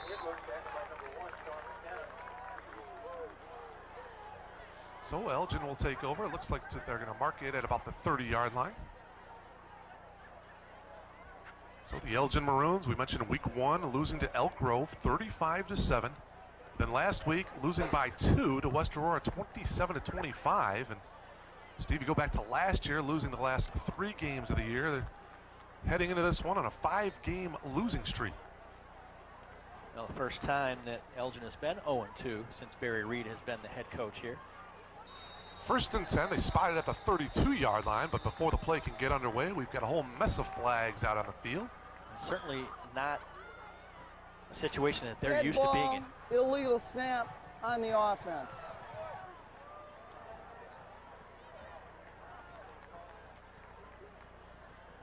Five-yard penalty against the Maroons. See some of the Larkin players huddling up there trying to just talk about this defense, and or rather offense, I'm sorry, and what they want to do next time they get out there. 3:41 to go in this third quarter, 28-7 in favor of Larkin. Mark Kruger, Steve Moga, Jeff Myers from Memorial Field here in Elgin. Yeah, a little more fun on the blue side of the football field right now, Mark. And that's those guys on that offensive line having a good time. Standing down there right by our cameraman, Ken Cheetah Masters. He was on the offensive side of the football as well in his day. The give is to Hibbler, and Hibbler will get close to the 30-yard line. Well, Kelly with the touchdown receptions tonight, the interception for touchdown back in week 1. I mean, he's been in the end zone a lot, no matter what side of the ball he's been on. Second and a passing situation here. There's another look at the run by Hibbler. Spotted at the 13-yard line, so 2nd and 14 here now for the Maroons. Quick slant, Foster through his hands and incomplete. It'll bring up 3rd down. Sam Smith was there on the coverage. Well, again, we talked about Schultz's numbers here in this third quarter, how effective he's been. How about Elgin really struggling? Up until that one, they've run basically 14 plays now. They've had 3 penalties and 2 turnovers. 3 minutes and 4 seconds to go here in this third quarter. That's like a booting about every other ground ball that comes your way, right, Mark? Oh man. Justin Opsel in the backfield. Flushed out to Smuke here, trying to cut around the corner. Breaks 1 tackle and he dives to the 31-yard line. 1-yard pickup, it'll bring down 4th and long, and the Maroons will look to punt it away here. Things definitely not going Elgin's way now, and we'll see this play again as Justin's going to come basically into your living room here eventually. He sees no one open. They haven't passed the ball very much tonight. The corner gets cut off, and now there's really nowhere to go. He just hits the turf. Maybe Nick Lopez piling on a little late there, but no flag. Jarvis Cobb getting ready to punt it away. Steve Rux, Brad Lee back for the Royals.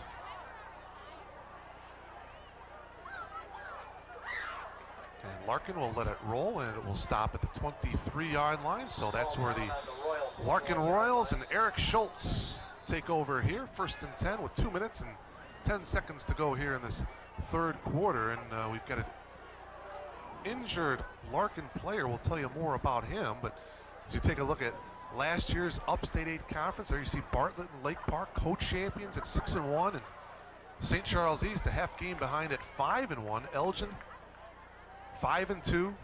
See overall the Maroons 6-4. And the rest of the conference, DeKalb and St. Charles North, Larkin, Neuqua Valley, and East Aurora. 11-team conference. That's Sean McKenna is the injured Larkin Royal. There you see him, and we certainly hope Sean will be okay. 5'10", Steve, 175-pound senior. The one school that you saw toward the bottom of that list there, Neuqua Valley, at only 1-8. Their only victory last year was over East Aurora.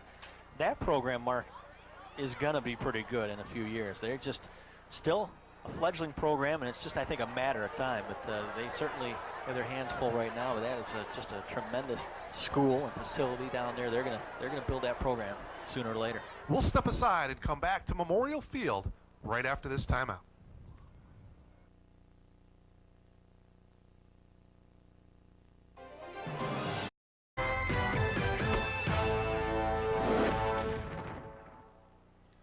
There you take a look at Sean McKenna, and certainly hope that Sean is going to be okay. He seems to be nursing that right shoulder, and certainly hope Mr. McKenna will be back out there for the Royals. Larkin on top here, 28-7. 3 touchdowns for the Royals here in this third quarter to break it open. They've got the ball here, 1st and 10 from their own 23. Schultz handing the ball off. Brad Lee, and Lee gets to about the 28-yard line, a 5-yard pickup. 2nd down and 5 as we are under 2 minutes to go here in this third quarter.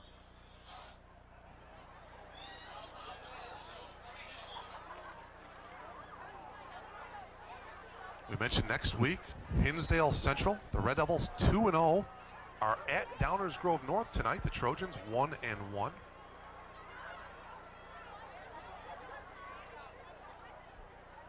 2nd and 5 for the Royals from the 28. Eric Schultz, he has had a tremendous game here tonight. Out on the far side, out in the flat, that's the tight end, Brad Jones, and Jones to the 34-yard line. He'll pick up a Larkin 1st down. Well, you said tremendous game. He's just had a tremendous third quarter. Third quarter, yeah. This has just been his game here the last 11 minutes. Oh, you can tell he is in rhythm, Steve. There's no question about that. He looked to his left and then went to the right, had Brad Jones right there, and Brad did a nice job of picking up the 1st down. Jones, a 6'4", 225-pound senior tight end. Royals from their own 35. 1st and 10. Kelly coming in motion here. Davis. Look at the speed by Davis as he gets hit at the 45 and finally wrapped up at the 49-yard line by Hibbler, but another 1st down, 14-yard reception by Joan Davis. Boy, just give him a little open area in front of him and forget about it. He saw a little daylight, turns on the afterburners there, and it's quickly, just like that, he's almost at midfield. Doesn't take him long at all. Half a minute remaining here. Should be the last play of this third quarter. You don't need to know any more than the fact that that kickoff that he returned for a touchdown last week only took 9 seconds off the scoreboard. Talk about going from one end to the other in a hurry. Schultz looking for more across the middle. He's got his man again. It's Kelly. And for the 3rd time tonight, Eric Schultz hooks up with Tom Kelly. This one 51 yards. Well, a late flag after the touchdown. I'm not sure official saw something he didn't like as far as unsportsmanlike type conduct, but boy, just hit Kelly right in stride again. And I think Schultz and Kelly are trying to break some sort of record here just in this third quarter. Dead ball, unsportsmanlike on blue after the touchdown. The touchdown is good. Well, there you heard it. Touchdown is good. It's just the behavior apparently was not.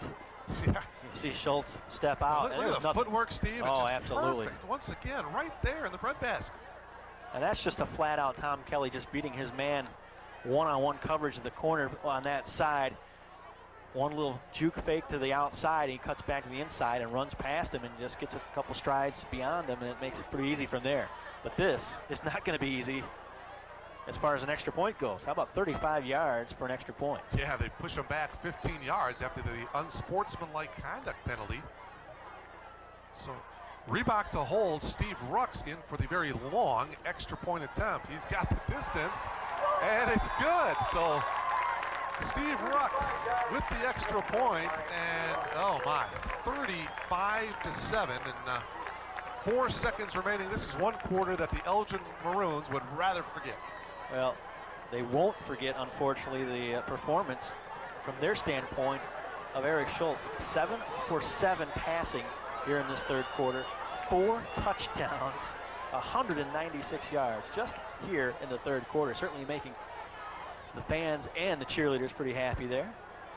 So you talk about a guy who is definitely in rhythm, Steve. His footwork is just phenomenal. You give some credit to that offensive line. Luke Enkin, Jason Wolf, Mike Lindsay, Shane Collins, Brian Clark, giving him the time and just putting it right in stride, as you mentioned. 3 touchdown receptions for Tom Kelly, 2 for Jawan Davis. And with 4 seconds to go in this third quarter, the Royals are on top 35-7. Yeah, great footwork. They've given him some time. Even when there's been some pressure on him, he's had just enough time. He knows where his receivers are at. He's hit them right in stride before he's taken the hit. They have been very sharp here over the last 12 minutes of play. Rucks to kick it away here. Low line drive, and it'll be taken by Albert Moore. Excuse me, that's number 2, Jeremy Townsend. And Townsend brings it to the 30-yard line, and we have played 3 quarters of football here at Memorial Field in Elgin. And it's the Larkin Royals leading comfortably by a score of 35-7 over the Elgin Maroons. And take another look as Eric Schultz finding his man once again, Tom Kelly, for the 3rd time tonight. And we'll be back to Memorial Field in just a moment. Come back to Memorial Field. 1st and 10 for the Maroons from their own 48-yard line. And another flag as this 4th quarter is about to get underway. False start on the offense. Well, Mark, when you have a quarter as bad, so to speak, as Elgin had it, it's obviously demoralizing. You look up at the scoreboard, you're going, oh my goodness. You know, and then you start to lose some of that focus, and that obviously is a factor. At this point, the offense not quite in sync there in that play. They've got to regroup and try and play hard here the last 12 minutes, to say the least. A 28-point explosion for the Larkin Royals in that 3rd quarter. Indeed, and it was just really all Eric Schultz and Tom Kelly. It was their show.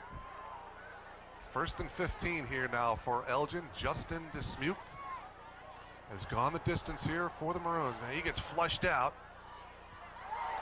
And the pass is picked off by Reebok. And Reebok brings it back to the 38-yard line of Elgin, where he gets tackled there by Steve Dalton. Boy, oh boy, the turnovers continue for the Maroons.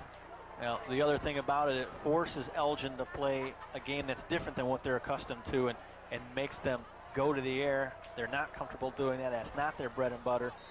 That scoreboard forces them to do that, and fortunately sometimes it goes from bad to worse.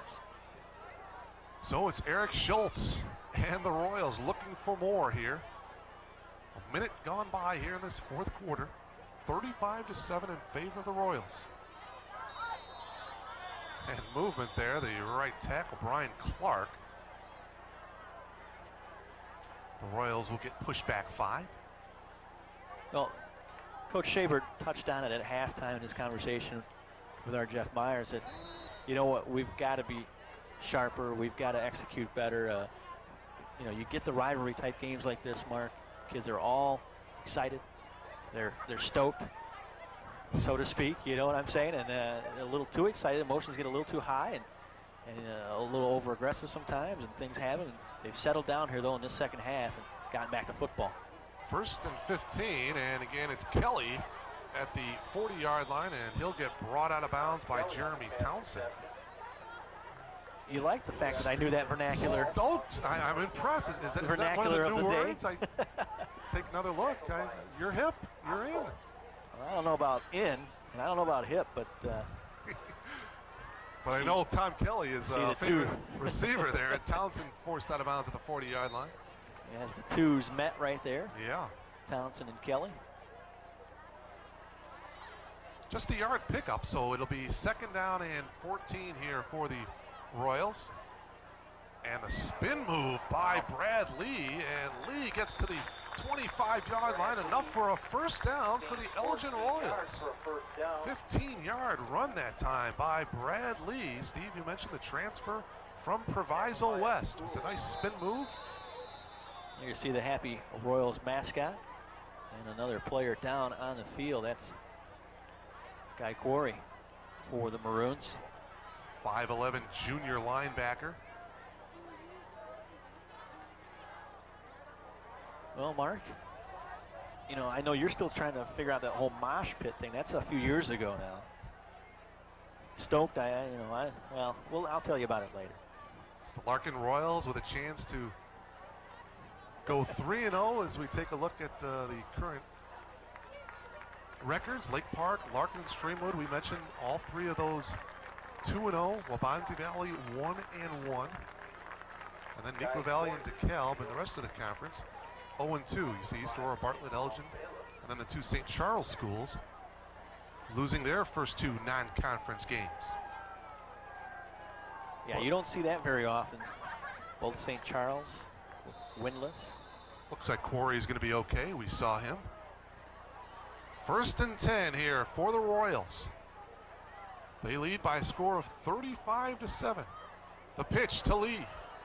Breaks 1 tackle, trying to get to the outside, cuts around, he loses it. And did the ball go out of bounds? We'll see. The high school level, Steve, we saw it last week at the Proviso West Downer South. It's where the ball goes out of bounds. They don't bring it back, so it will remain Larkin's ball. There you see the pitch. Good move by Lee to cut inside as he got the football. Very athletic move. And just struggling, fighting for extra yards. He had plenty of time to switch that ball to the outside. He kept it in his right hand and was punched free as he was going down. Fortunately for the Royals, they were able to recover, plus get 1st down yardage. They spotted at the 14, so 1st and 10 Royals from the 14 of Elgin. Schultz will keep it and spin to about the 10, a 4-yard pickup. 2nd down and 6 now for Larkin. Well, the Royals 1 week from tonight will be at Bartlett. Then they'll be at home here 2 weeks from tonight as we take another look at the keeper by Schultz against Streamwood. October 4th at Lake Park. That'll be a tough road ball game. October 11th, Wabansie Valley. And then October 18th at St. Charles East before finishing up the regular season here at home against Rockford East. We'll get to the Elgin schedule in just a little bit here. 2nd and 5, under 10 minutes to go in the ball game. Schultz handing it off, and about a 3-yard pickup, Steve, is at number 32 for Larkin. Kent Lawton, first time running here tonight, a 5'8", 184-pound sophomore, getting some valuable experience here in the varsity level. I'm anxiously waiting for Ansu to get the ball, so you can say that a few times. I'll leave that up to you, pal. Hengi, 3rd down. Well, the give once again is to Lawton, and Kent gets close inside the 5. Very close indeed. 3rd. Actually, they bring a 4th down now, and looks like the field goal unit will come in for the Royals. Or maybe not. Nope. Well, Schultz comes back in. They'll go for it here. Certainly go for it in this spot in the field with the lead that they have. 4th and about a yard to go here, Steve. Get some valuable experience for some of these other guys here in this situation. Schultz, and he'll keep it himself, and he will get the 1st down, and it'll be 1st and goal. He was brought down by Robert Hernandez, but First and goal, Royals from the 3. I'm actually kind of surprised. You see our fan getting a pretty good shot of this game. I'm surprised that Schultz is still in this contest at this point. I'm sure he will probably leave the field if they hit pay dirt here, but as we approach the 8-minute mark, Royals comfortably ahead 35-7 after outscoring Elgin 28-0 in the decisive third quarter. First and goal, Royals. Lawton, the ball carrier, breaks a couple tackles, and he is in. Kent Lawton, 3 yards out, off the right tackle, and another touchdown for the Royals. Well, Mark, you could argue that maybe one of the last 2 touchdown passes would be our pocket checker play of the game, so to speak, the PCP. But considering we're this close to the school, I guess they don't have to have the bus driver check his pockets for the keys. With Elgin warm that bus up, they're not very far away from home, to say the least. Reebok to hold. Oh. Steve Rux. Reebok will air it, and it is incomplete. But in case one of those other passes wasn't our PCP of the game, that certainly did ice it right there, I would say. 41-7 the score in favor of the Larkin Royals. Quite an impressive performance here by the home folks, the Royals. Looking to go 3-0 on this campaign. Coach Dale Shabert. Well, Mark, I touched on it a little bit earlier about the whole September 11th and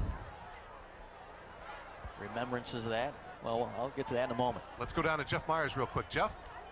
We got a couple injuries tonight. We have the student trainer for Larkin, and your name is? Christine. You can wave to the camera, maybe not. But tell us, Sean McKenna he's out with a left shoulder. He had iced it up and had to leave the game. Yeah, that's right. All right, that's why she's a student trainer. Also, Aaron Cobbs for the Maroons is also going to be out. Dr. Nick, the team physician for Elgin, told us that as well. Thanks, good job. Yeah. Back to you guys. All right, Jeff Myers, thank you very much for that injury update. Steve Rux to kick it away here. 8 minutes and 1 second remaining. 41-7 in favor of the Royals. And this one, a squibber, goes out of bounds at the 23-yard line. That scoring drive for the Royals, 42 yards, 8 plays, capped by the 3-yard run there by Lawton. Well, Mark, you had some information, though, about some happenings here with Elgin and their fire department in relation to New York City and the World Trade Center's September 11th, don't you? Well, after that horrific event of September 11th last year, there were 4 Elgin firefighters. A couple days after that, John Tobin, Tony Bilek, Lieutenant John Fahey, Jim Melvihill, all went out to ground zero to help out their fellow New York firemen. And John Tobin went back again this year with a couple other Elgin firefighters, and they donated a fire truck to the efforts out there in New York. So boy, oh boy, that just, when I saw that story, Steve, it just kind of hit home about how everybody in this nation kind of got together. Hibbler from his own 23, and he brings it back to the 32-yard line, a 9-yard return for Hibbler. Things will never be the same after that September 11th of a year ago. Indeed, they will not. I mentioned earlier, I saw some incredible programs during the week. So many different outlets had different things and different angles. And, well, I tell you what, some tearjerkers, my friend. I'll tell you that much. Bring it all back home, and you know that's, of course, in line with a December 7th type situation, and certainly will never forget that. Well, I brought this up last week, Steve, and I'll bring it up again. It's they canceled the NFL games, and it was certainly nice to see the high school football games continue to go on. Kind of a release for a couple hours to come out to your local team and support them. Just to get your mind off of it for a couple hours as Hibbler gets shoved out of bounds at the 33-yard line, a couple-yard pickup.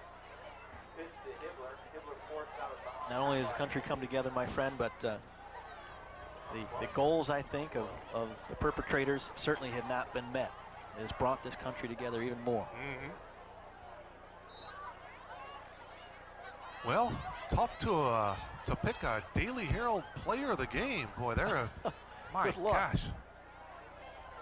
Certainly go with Eric Schultz, the fine quarterback for the Royals. What an effort he had here tonight.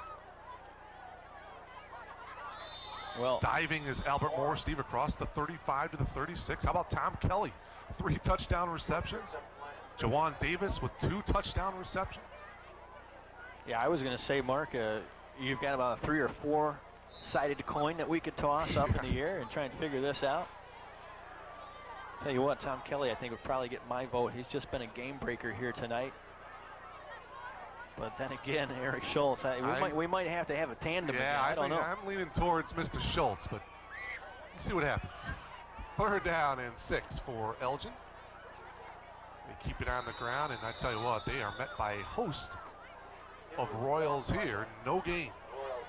Of course, we give our 3rd member of our entourage a vote in this, the mayor of Elgin, Mayor Myers.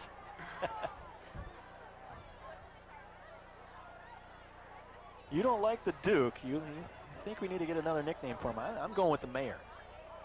Jarvis Cobb is back to punt it away for Elgin. I don't know about that one. It's just got to come in the flow. You know what I mean? Mayor Myers, I like it. Uh-oh. Signaling for the fair catch was Brad Lee, and he brought it down at the 35-yard line. Well, it hit the turf, bounced right into his chest. He touched it. And fortunately for him, the officials blew it dead before he got smeared. He was going to get whacked there pretty bad because he stopped playing. You just, once that ball hits you, it's a live ball. You got to keep going. And they'll spot it at the 36-yard line. And Steve, you mentioned how long Eric Schultz would be in. Well, here he comes back in the huddle for the Royals here. 6:24 remaining. 41-7. Favor of Larkin.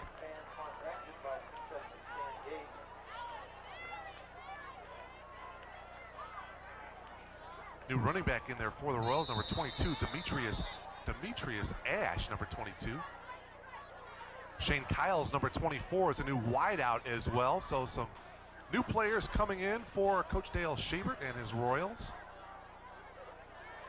So they will move to 3-0 and take this Upstate 8 Conference opener. Don't forget, you can catch the very lovely Lynn Photius on Hometown Edition, Fridays at 8 p.m. right here on the AT&T Broadband Network. Hometown Edition focuses on interesting community events and people making a difference in hometowns all across Chicagoland. That's Hometown Edition, Friday nights at 8, right here on the AT&T Broadband Network. Mark, my friend, I'm impressed. You're all about cross-promotion, aren't you? Oh, that's what it's all about, my friend. You are good. You reeled that off like you weren't even reading that. That was just off the cuff, as they say.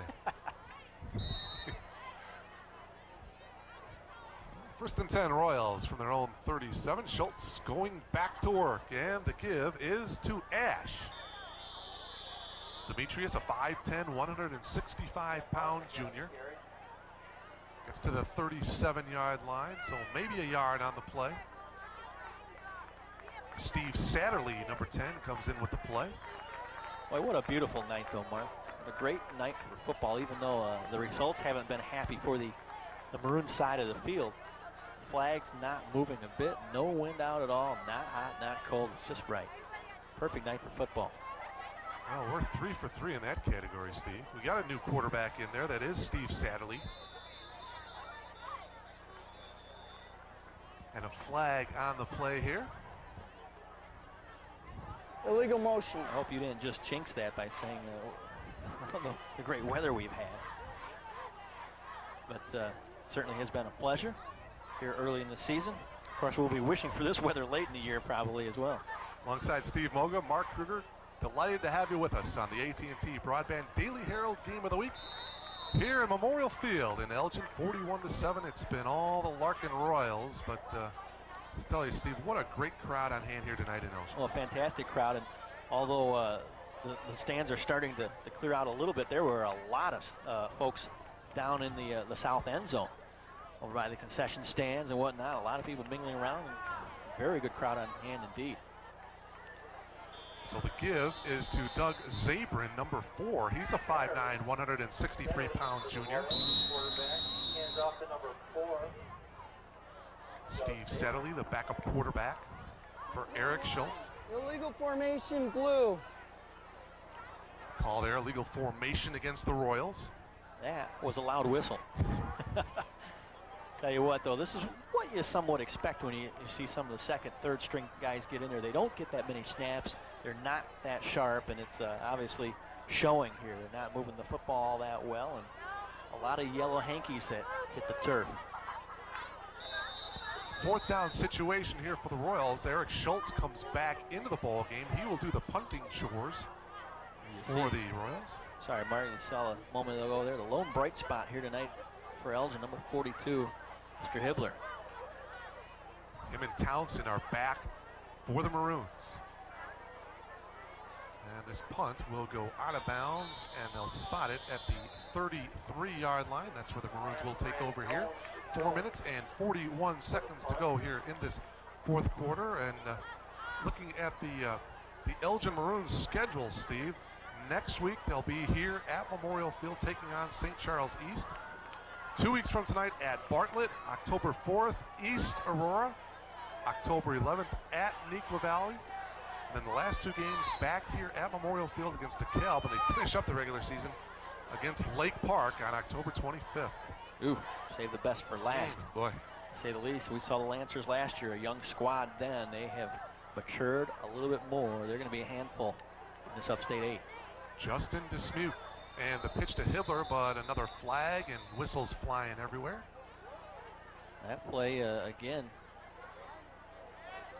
you know, some of the focus is probably gone on the Elgin side of Dead things. ball, false start on the offense. Repeat first down. Let's go down to Jeff Myers. Jeff. Hey guys, we've got Dave Hicks here, athletic director for Larkin AD, and we're sure going to miss this game for the next really 3 seasons, aren't we? Yeah, it's kind of a shame that the dice didn't roll right so that we could continue this. And, you know, contracts were signed, and it was just something that couldn't be avoided. But, you know, it's been another exciting night, and a lot of people showed up. It's been a big part of the community, which is kind of sad that we'll have to put on hold. But I'm sure after this issue with contracts and things, we'll make sure it doesn't happen in the future. When South Elgin comes aboard. Great crowd for the Larkin fandom and also for Elgin. Yes, it is. It's always a fun night, and we had great weather. All right, you're going to see the town jug, aren't you? Yes, we are. Under lock and key. You had it for a few years. Yeah, we had it for a long time. Lost it for 2. Yeah, we're happy to have it back. All right. Good, doing a good job. That's Dave Hicks, Larkin AD. Back to you guys. Thanks, guys. Jeff and Dave, thank you very much. And another penalty against the Elgin Maroons. And take this opportunity to thank David Hicks for his tremendous hospitality here tonight, and also Tim Heinrich, the athletic director at Elgin. By the way, Mark, that's 6 penalties now for the Maroons just here in the second half alone.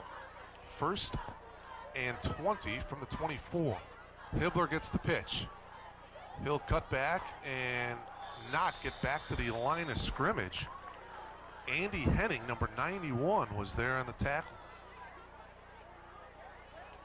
Well, tonight's game between the Royals and the Maroons, produced and directed by Andy Zielkowski, our technical director, Joe Pine, Joanne Friedoff, our audio operator, tape replay operator, Anthony Bourdignon, Matt Ellsworth on graphics, Jen Howard, Ken Sheeta Masters, John Bordson, Mike DiMaselli on camera, Nick Pino, our statistician up here in the booth. Tonight's game engineered by Jeff Baer, programming manager Dan Capasso, programming director Becky Cianci, alongside Steve Moga, I'm Mark Kruger and Jeff Myers.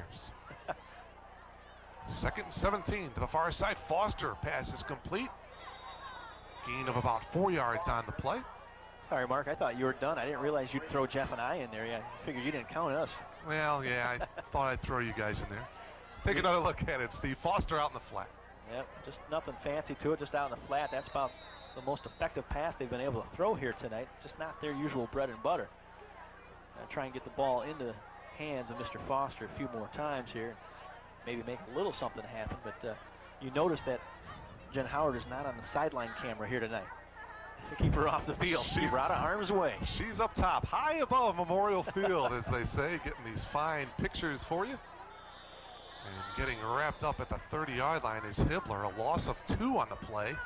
It'll bring up 4th down and a punting situation once again here for the Maroons. Unfortunately, Jen and the camera took quite a spill at West Aurora a couple of weeks ago. And yeah, but she's a gamer. She's all right. Indeed, she got up, no problem. Hardest hit of the game. Brad Lee is back deep for the Royals, along with Jawan Davis. The punt by Jarvis Cobb, and it will roll. Flags come out as the ball settles in at the 33-yard line. Boy, we've seen an awful lot of flags here in this game. Especially in the second half. It was deadlocked at 7 at the break, but a 28-0 third quarter. Illegal participation on the defense. We're going back up. Call there by Brad Richardson. 28-0 output by the Royals in that third quarter. Steve, you go back early in that third quarter, that interception by Paul Ryan that set up the first touchdown of that third quarter, a key play. Oh, indeed it was. And from that point, it's kind of snowballed, unfortunately, for Elgin. A couple other mistakes, and every time they capitalized. And, you know, credit Larkin again for the execution, Mark. Right after the turnovers, they went right for the jugular and were perfect. You know, Schultz and Kelly right in stride, and it happened more than once, and it really just took the energy and the spirit out of the Maroons, and Larkin has never really looked back since that point. Elgin will try to regroup here as the Royals call a timeout. They'll be back here at Memorial Field 1 week from tonight, Steve, as they host St. Charles East, so they'll have their home jerseys on 1 week from tonight. The Larkin Royals, they will be at Bartlett 1 week from tonight. Well, Mark, my understanding during Barry Reed's tenure here, this is his third season, they haven't lost very much on this field. I think this will be only their third loss on this field, and obviously they're usually the home team, but they have played very well here at Memorial Stadium, Memorial Field, just not tonight. Larkin Royals will go 3-0 on this early season, and the Elgin Maroons will go to 0-3. Safe to say that was that our player of the game we just had a shot of there a moment ago? Boy, oh boy, he's been pretty good. I tell you what, his numbers in the third quarter alone, over 200 yards passing, Mark. I think he was 8 for 8 with 4 touchdowns. That's my vote. I'm going to go with Eric Schultz, and I know Tom Kelly's saying, Mark, what are you doing? What are you saying? I had 3 touchdowns. I'm going with Eric Schultz. What about you, Mark? Well, I think she was laughing at you too right there. Yeah, I think Eric Schultz is probably going to have to be our choice here tonight. And it's up to Jeff Myers to make it unanimous. 2 minutes and 16 seconds to go here. 1st and 10 for the Maroons. The give is to Townsend. And Townsend about the 48-yard line. Does Jeff have veto power? 8-yard pick. Well, yeah, he's a mayor. He's the mayor of Elgin. Elgin. He's the mayor of Elgin. He can do whatever he wants. Under 2 minutes to go here. Mark Kruger, Steve Mogan, Jeff Myers. So glad to have you with us on our AT&T Broadband Daily Herald Game of the Week. Justin Dismuke handing it off here. This is number 44, Guy Quarry. So Quarry, who was injured earlier in the ball game, is back in there. They'll have a 1st down for the Maroons. He gets to the 47-yard line of the Royals. Minute and a half to go here in this ball game.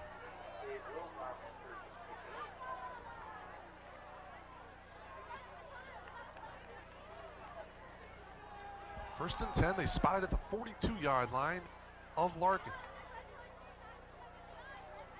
And the second man through, this is Albert Moore.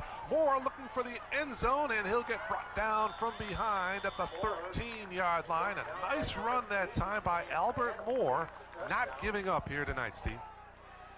Indeed, he's shown some bursts of speed earlier in this game. He didn't have it maybe the last 2 times he carried the ball. That time he saw that opening, and boy, he just went after it immediately. Dragged down, I think their number 80 is Lance Adams. And did drag him down from behind. 1st and 10 from the 12-yard line of Larkin. We'll see if the Maroons can punch it in here as we are under a minute to go here and whistles. Who's calling a timeout here? The Larkin Royals have called a timeout. They'll try to regroup, get a defensive unit out there that they want. Yeah, they were a man or two short. I saw Shane Collins run out there toward the end of that, so they had to call timeout, make sure they didn't get penalized. They're playing a little pride deal right now, Mark, because they've only given up 6 points the first 2 weeks, 7 points here tonight. So defensively, they're trying to make sure that they keep Elgin out of the end zone, and not only obviously bragging rights for the victory, but a little pride as well in their defense. Well, looking down the line here, as looks like the Larkin Royals are obviously going to win this conference opener, and both of us certainly like Lake Park to come out of this conference as the conference champions. Take a look at some of the crowd here. Down the road, October 4th, these Larkin Royals will be at Lake Park. Could be a definite key conference matchup. October 4th, Larkin at Lake Park. Well, a lot of football to be played before that, but it certainly could shape up to be that way. By the way, 3 first downs for Elgin this entire half, just to give you an indication of how much Larkin has dominated here in the second half of play. So after the Royals timeout here, 1st and 10 for the Maroons from the 12. The give is to the fullback, number 41, Justin Opsel, 6 foot, 195-pound junior. For a gain of 4, it'll be 2nd and 6 from the 8, 40 seconds remaining. Well, we're going to get one more shot at it here probably. As we take another look at that, they're trying to strip him of the football there in the pile. Good job just to hang on to it. Well, here we go. Justin Dismuke to the far side, looking to throw, and he does into the end zone, and in the corner, complete to Foster. Is he inbounds? That's the question. No, he was out when he caught it. Anthony Foster to the far side, but he ran out of real estate. Well, that's why I said throw it. You can see that they were running out of territory to make that happen. Dismuke was just trying to get a little bit better angle, get past a defender, and not have to really throw it over him per se. And by the time he delivered it, Foster was already out of room.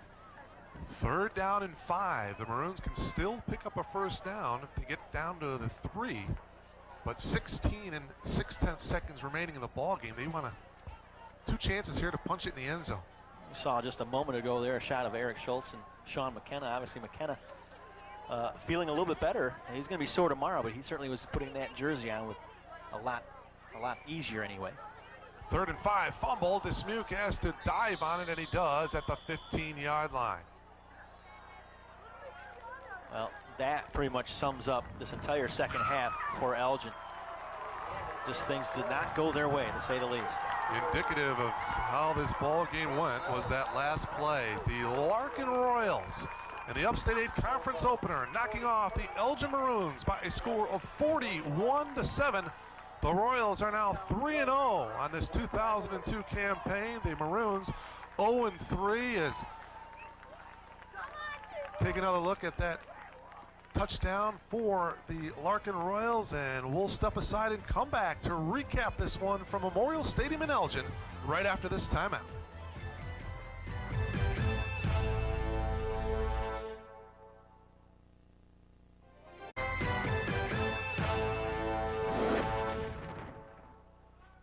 Well, the town jug goes back to Larkin High School as the Royals, with the 41-7 win over the Elgin Maroons, our Daily Herald player of the game, who none other than Eric Schultz. Eric is standing by with our Jeff Myers. Jeff.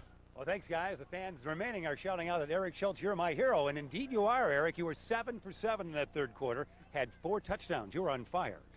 Yeah, it just all came together. The offensive line did a great job, and our defense stepped it up incredibly. And then everything was just open, and it all worked together as we planned. Had some opportunities in the first half, but there was a fumble and some penalties that got away from you. Yeah. We at halftime we tried to put that behind us. No, it was just mental mistakes, and we just got all together at halftime. And then we was a new team second half, and we just came out ready to play, and like no more mental mistakes. Yeah, 34 points in that second half. Coach Shaver say anything specifically that caused you to get all those points? Not really. Just we went more the passing game second half. We spread it out more, and the offensive line blocked great, and we had a whole bunch of talented receivers, and you just read the defense, and the receivers do the routes, and it goes right to them, and it works out great. You replaced a legend here at Larkin, Matt Shabert, who now is with Wisconsin, of course. You had a great sophomore year. Had some injuries in the junior year, but now you're doing nicely here in your senior season. Yeah, it's a great bounce back from last season.